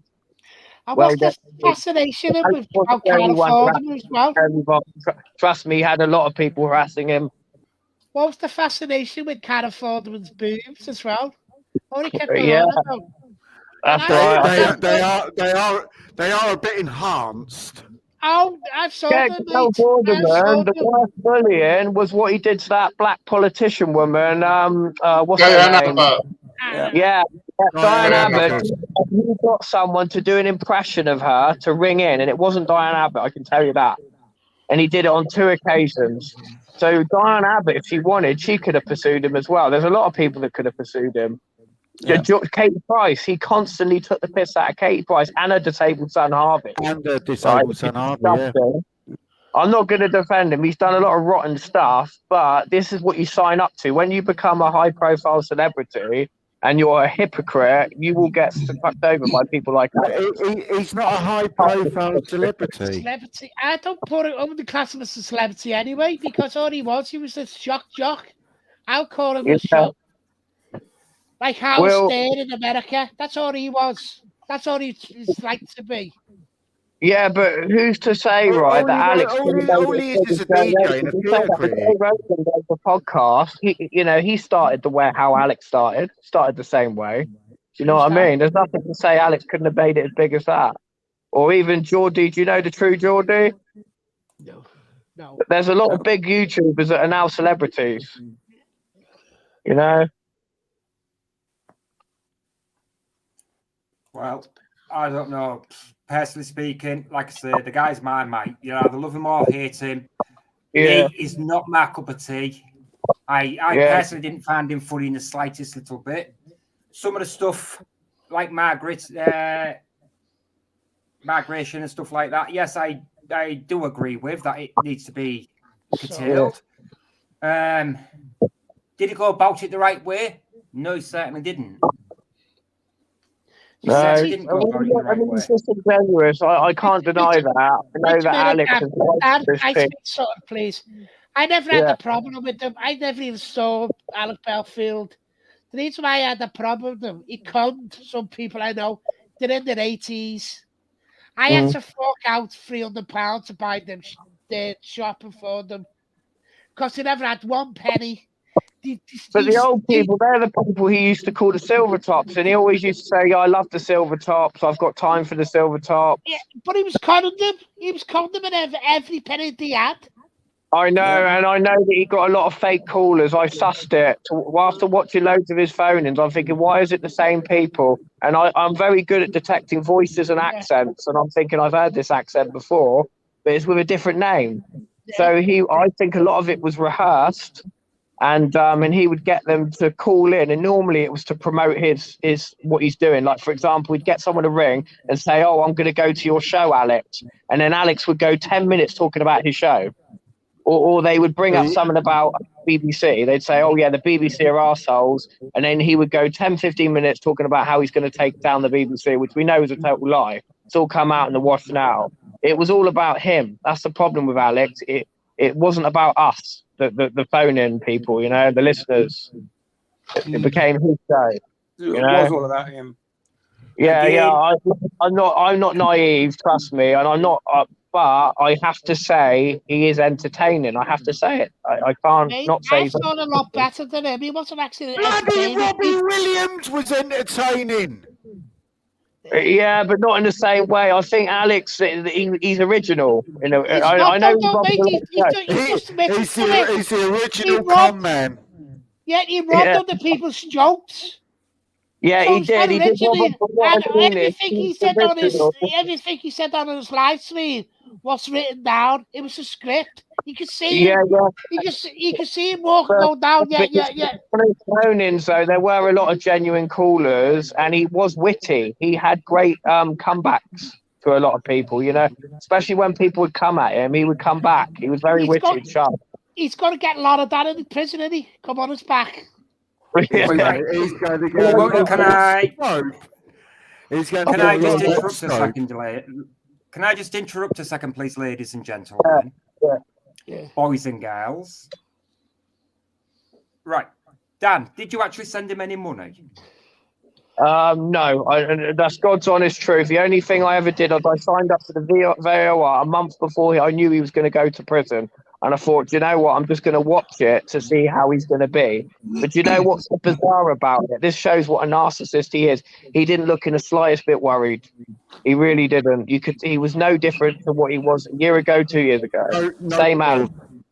Completely unfazed, and that showed me that he had no remorse. Yeah, you're right, no remorse. But also, he thought he was above the law. He must have convinced himself that he was untouchable. He must have done, because I did not see any weakness in him. He honestly thought to himself, if he sing Judge Sarni's praises, Judge Sarni would turn around and say, "Yeah, have a bit of community service, and away you go." Mate, that's what he's going to get. That's what he's going to get.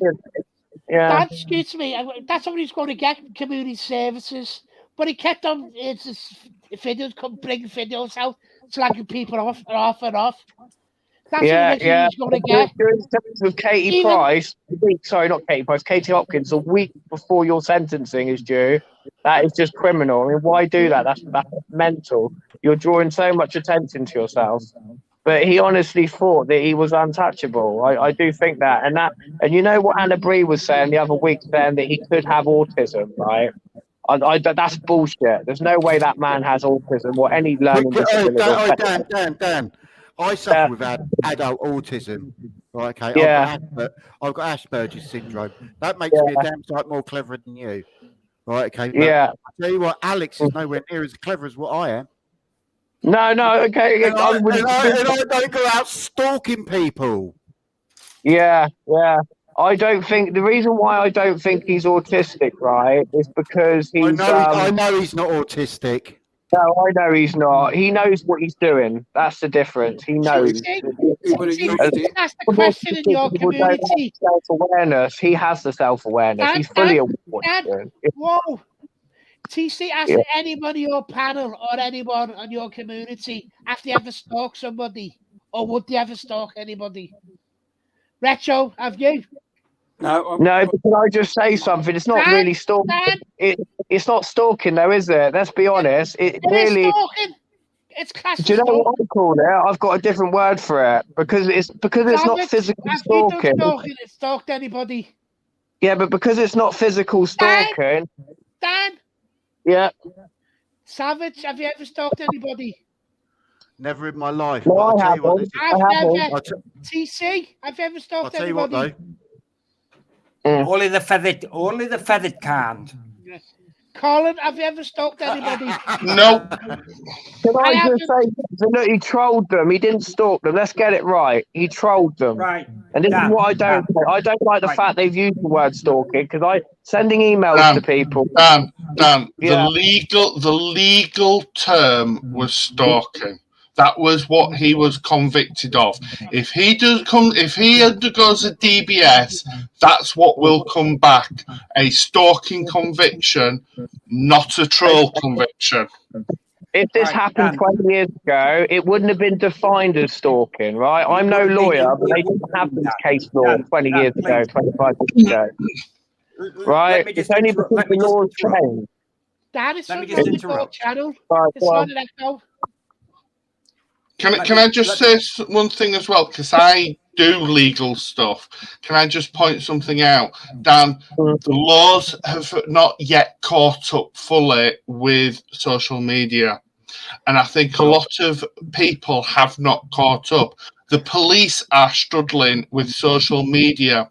Look at the Holly and the Philip Schofield stuff. They've probably things like that have been going on for years and years. But now we're in a social media age where anybody can set up a production and a broadcast. So you can't say, well, 20 years ago this might not have happened because the laws are different and our knowledge and society has revolved since then.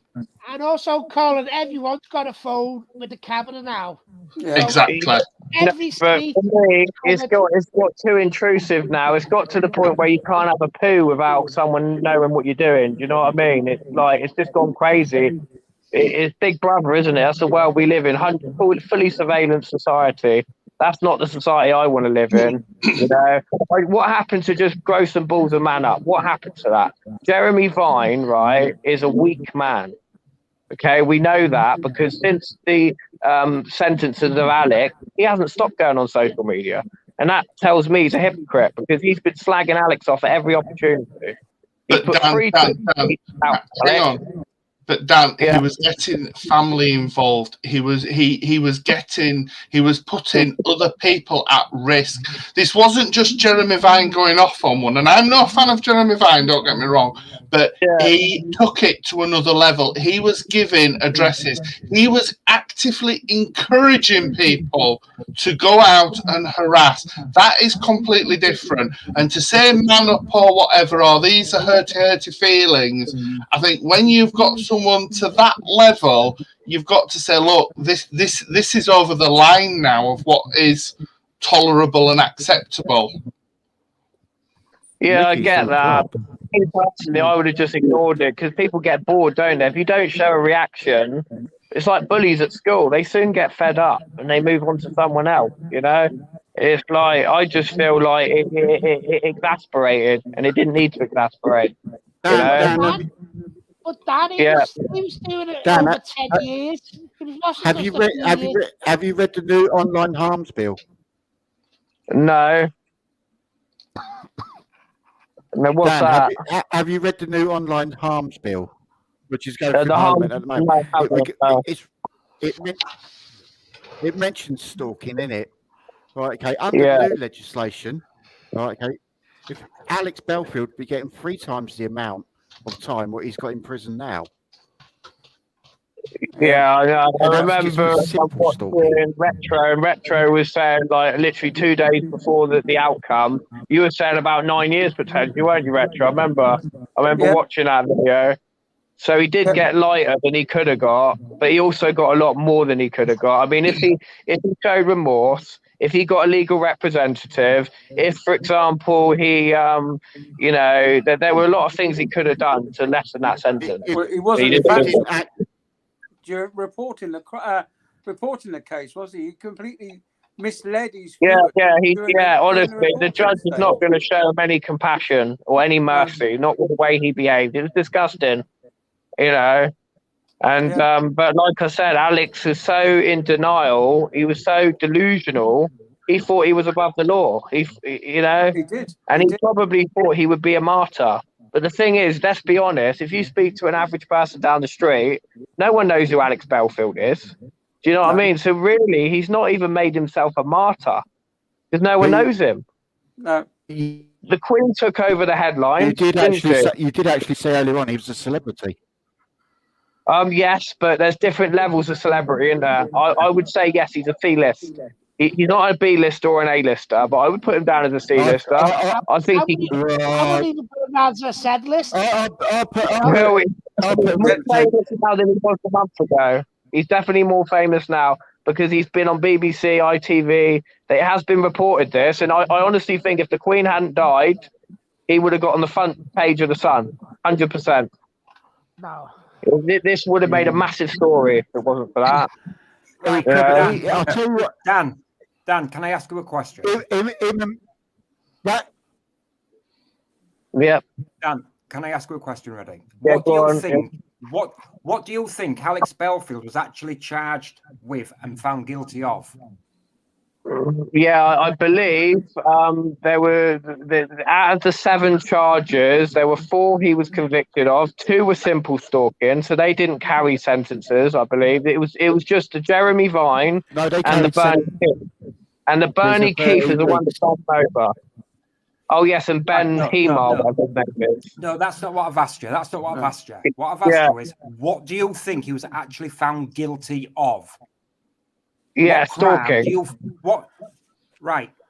Yeah. Yes, but no. It was actually found guilty of stalking and harassment. Yeah. Okay. So yeah, but harassment. And it's the harassment. It's the harassment element that he got the big sentences for. Yeah. That wasn't anything to do with Vine. Vine didn't get the 2.5 years. Vine got the 6 months. 26 weeks, wasn't it, for Vine? I think. No, it was 13 weeks. 22 weeks. Oh, right, that was it. 32 weeks.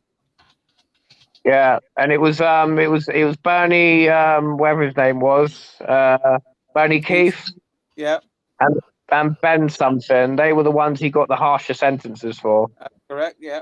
And did you watch that YouTuber, Adrian something or other? He apparently used to work with Alex, and he's good mates with this Bernie guy, and he actually did a full-on disclosure of and a statement, basically paraphrasing what Bernie told him. I don't know if you watched that. It was a 10-minute basically monologue of him saying how it drove Bernie to almost suicide, and he wanted. It's quite sad, but I do think this Adrian fella is just after content. I have to say that. Well, He's grown now. He's grown 500 followers in 3 days. If he can drive a colleague to nearly committing suicide, you imagine what he can do. You imagine what he could do to a disabled person. Yeah.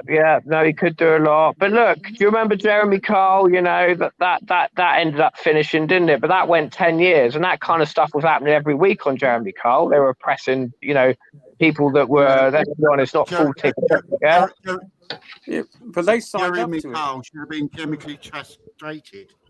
Yeah, exactly. But they were exploited, weren't they? Well, they were working class people that had troubles like drug addiction, sex addiction, whatever, and they were exploited for entertainment. And that's exactly what Alex has done. Yeah, they Alex queued up no to go on. to Jeremy Kyle. He signed the contract to go on, though. None of the Yeah. people who was getting bullied by Alex Belfield and stalked by Alex Belfield.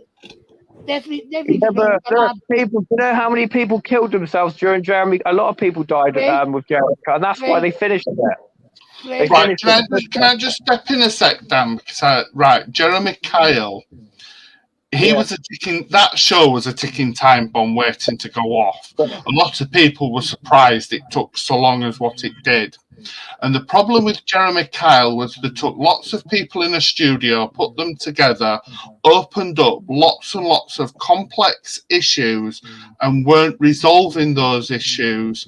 And that was what led to some people walking away feeling worse than what they did. I worked with several families who went on the Jeremy Kyle, and they said the worst thing I ever did was go on the Jeremy Kyle, because what the show did was it opened lots and lots of issues, lots and lots of things that we were trying to deal with, and it put it in a public arena. Now, what Alex Belfield did was not necessarily in a public arena.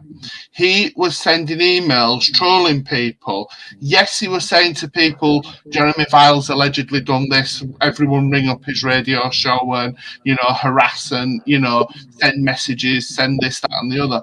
But a lot of it was not done in the same way as Jeremy Kyle, because Jeremy Kyle was let's bring these people on the TV, let's throw some bits and pieces and let them just watch and go. Jeremy Kyle had to have security because of the issues that they were raising. So I think it's unreasonable to directly compare them both, but I guess you could say, well, I wasn't referring to the stalking case. I was referring to his phone-ins, for example, because someone alluded earlier about the fact that Alex, during a phone-in, told someone, for example, to go walk off a short pier, do a long walk off a short pier, jump off a cliff, something like that, right? And what I'm saying is that is similar to Jerry with Carl, how he exploits people and ridicules them for entertainment. People like to see that.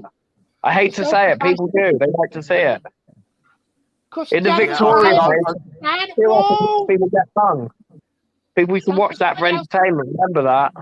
The guy, go on. Jeremy Kyle done a big thing about the guy was called lie Thomas Wolfe. detector. Yeah. And Yeah, he did lie detectors. Yeah. Dad, just let me speak, please. Lie detector loads of crap. It's no court in this land, no court in America. Most of the world, you can't take a lie detector in court because it's not. It's loads of crap.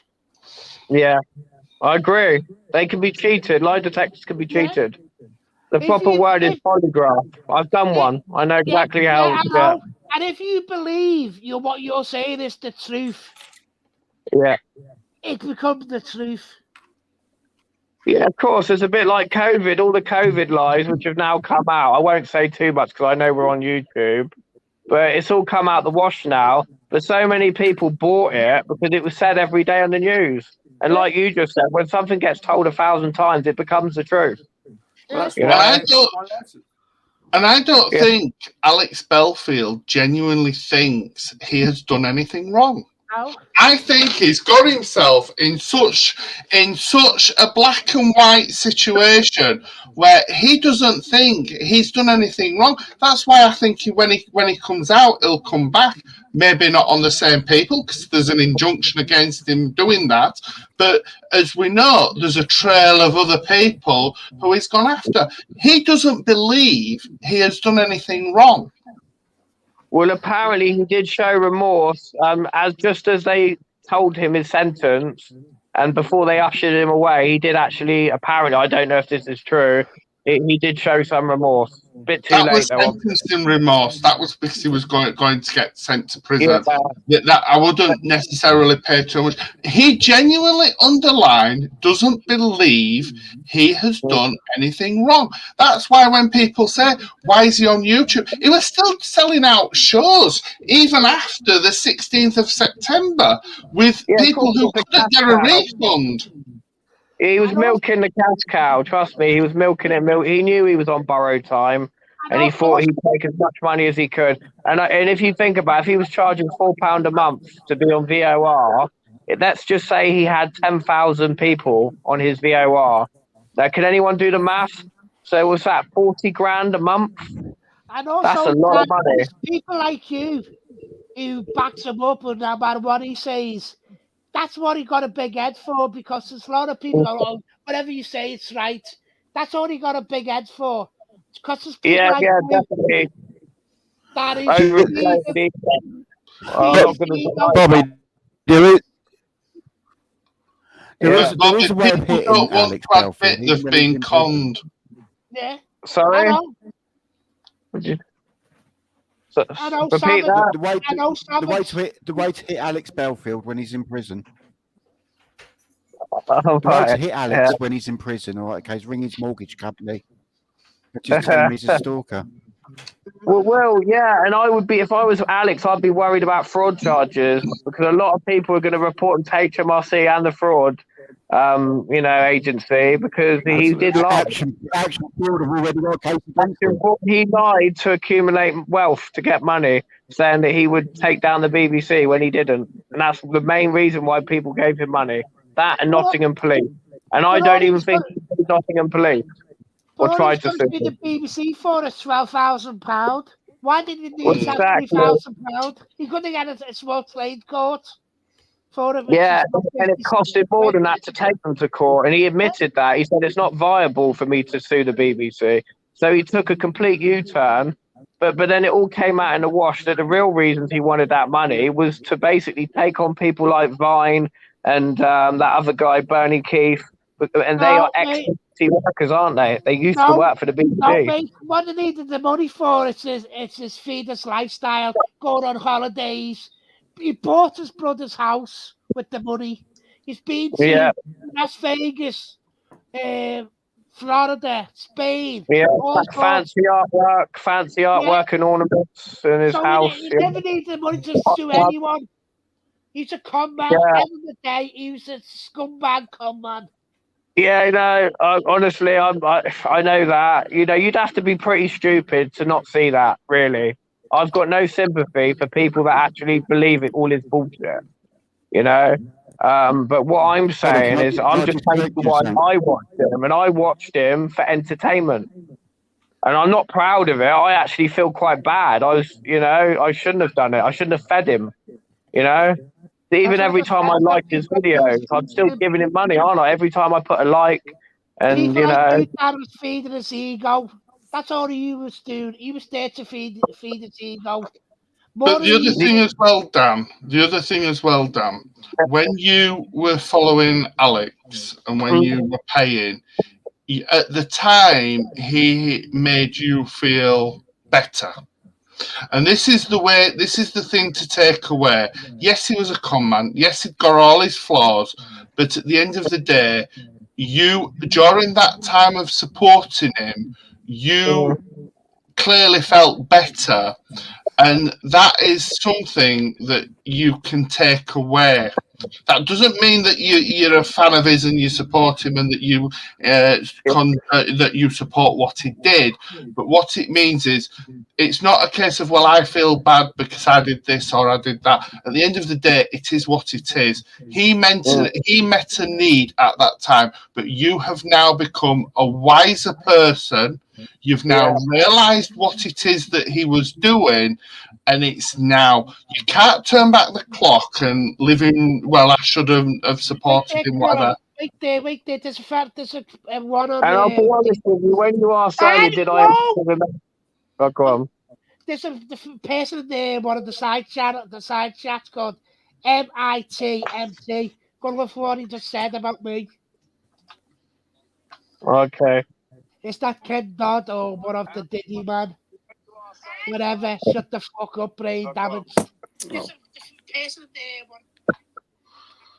Well, anyway, I just wanted to say, when you asked me, did I give him any money? I'll be honest, I gave him a tenner. That's all I ever gave him. I gave him a tenner, and that was in the early stages of when he was doing his YouTube videos, and that was because of the police incident. And But obviously, Dan, you gave him the tenner because you believed he was genuine. He misled you, and that's his ownership. So no one can criticise you for giving him the tenner because you gave him it in good faith. But as Bobby's just said, he was conning people, and you, like others, were conned. Yeah, and do you know why his door got bashed in? Do you know the story he gave everybody? Yes, I do know the story. Yeah, it's to do with a bomb threat. Apparently, he was alleged to have called the BBC and told them that there was going to be a bomb there. And that is why they raided his house. And But Dan, you have to take everything he says now with a pinch of salt. And you have to realise what he's telling me. Is it true? Is it not? When I work with young people, and young people always say to me, well, he said this, he said that, he did this, he did that. I always turn around and say, right, now you've told me what he's done. Now start telling me what you've been doing. Yeah. TC, I think you got a few there. That's right. There are some people that have used that list. They've used and they've managed to get themselves at a high platform. I'll give you an example. Andy the Gabby Cabby. You know, he's got a lot of followers off the back of Alex. And that man so's Katie Hopkins and so's Anna Breeze. Yeah, but Katie Hopkins always had a massive follow, and she's huge in America. You know, everyone knows Katie Hopkins. Anna Brie, yeah, it's pathetic what's happening with Anna Brie, and I do feel bad for her. She's really, you can tell she's struggling. She's desperate for content. She is desperate. But Danny, don't fall in the trap of judging Andy the Gabby and Anna Anna whatever on the same footing as Alex. The different, and it's very easy when you've been let down by one friend because you know you can have friends with somebody who somebody else who you're friends with are not friends with. A wise person once told me that. Just because someone can't be two ways. Because 1 minute he says he's friends with Alex, but then in the next minute he's like, "Oh, I condone what he did. I think it's abhorrent and disgusting." Blah blah blah. So which one is it? Are you friends? I think he's in conflict. I think he's in conflict. I think that he feels used and misled like everybody else does. And I think there's part of him that looks at the good times, because let's be honest, there were what some people consider good times, and you focus sometimes on those and forget the negatives. And maybe that's what Andy the Cabby might be thinking. Well, it was all right with me, it was good with me, but it was a sod to everybody else. But they weren't really friends. If you look into it, all he did was gave him a cab ride from Heathrow to London. That was it. And he had his number. I had Alex's number. But it doesn't mean I was friends with him. Do you know what I mean? And I feel like he's misguided a lot of people. A lot of people think that he was close with him, but really he wasn't. And that's the truth. Anna, on the other hand, yes, Anna was very close to Alex. They worked together at a radio station. They're best of buddies. They met up 2 or 3 times in London on the protests. I don't know if you're aware of that. They've never worked together. But she's not responsible for it. Never ever worked together. Anna Breeze, right? Okay, and Alex Belfield have never worked together. They did, I believe, for the BBC. I'm sure they did. Not on the same radio station. They both Different worked radio. at the BBC, but at separate times. And they Yes, I but don't know know. each other I don't know. inside the At BBC. the same time, trust me, Anna Brie was in Guernsey, wasn't she? Or is it Jersey or Guernsey? BBC Guernsey? While he was at BBC Leeds. So they were at BBC at the same time. They were They just were at at the different BBC, like I just said, they were at the BBC Yeah. at the same time, but they weren't friends at the BBC at the same time. Well, They I'm not only sure met- when they only met each other outside of the BBC. Right. Oh, right, okay. I've gotta Well, I go. don't know the ins and outs with I've that. All I know is they are I close. do. I'm gonna I go. was working for See Channel you. 4. Bye. Oh, right, okay. Bye-bye. And am I right in saying Anna Brie used to be a newsreader? Correct. Yeah, was that for, who was that for? The Midlands? So she wasn't Someone on like radio. that? She was on TV. Yeah, TV, that's right. But what news channel was it? It was a local news channel, wasn't it?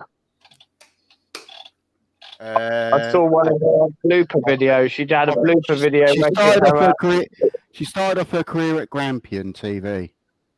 Oh, is it? Okay. But she lives in a Night very Night modern... Retro. 1 second, please. Night Retro. Thanks for coming, mate. And I hope to see you again. Night Retro, and I'm going to say good evening to everybody else as well. I'm Good night. just actually staying Good night. here myself. What Where's else Retro from? is it? Bournemouth. No. It's from the same city as Armin. What I will say, ladies and gentlemen, is thank you for coming. It's been most Correct, John. enlightening. Yeah, she went from Grampian to Central. Oh, right, okay. Cool. And I'm going to be wrapping this up in 2 minutes' time. With one last So, question you've for been Dan. a star. One last Yeah. question for Dan. Yeah, go on. You said you met Ty Quinn or Ty Pin, whatever the person's name is. Yeah. Tarquin. That's the one. So basically, 2 weeks before Alex was due to get sentenced, I decided to go up to the Lamley pub. So I pre-ordered some merchandise and I went up to basically pick it up, and I saw it as an opportunity to potentially see Alex. So I didn't tell Alex I was coming. I just turned up.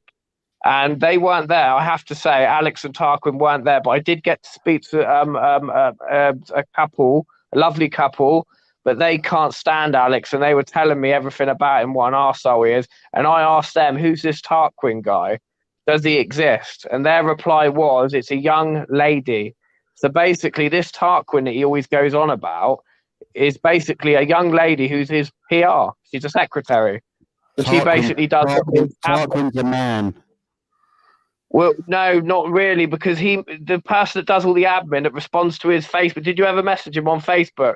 I was always getting replies, and it wasn't always Alex. It wasn't. It was somebody else, and that person was wasn't.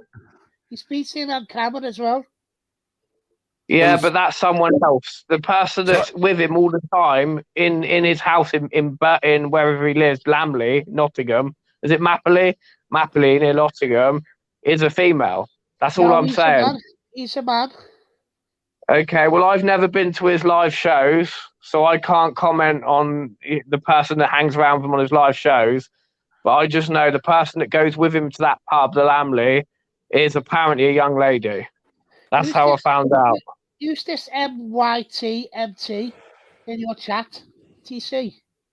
I don't know. No, the only people I know in my chat is Nikki and Brian PC. Yeah. That's the only people I know in the chat. Other than that, I couldn't tell you who anybody else is. Klingon. I think you got a Klingon, TC. So just quickly, before we wrap up, do you believe that Katie Hopkins is going to take over VOR? Because that's what she said in her video. She's going to do videos for the VOR channel. Good luck, because I don't think she'll get many subscribers. No. Okay. And what she says and what she does is two different things. She's not the most liked person in this country, is she? No, not really. I know Anna Brie can't stand her. I know that much. Her name's Anna Breeze, not Anna Bree. Breeze Anna Breeze, I think Nikki pointed that out.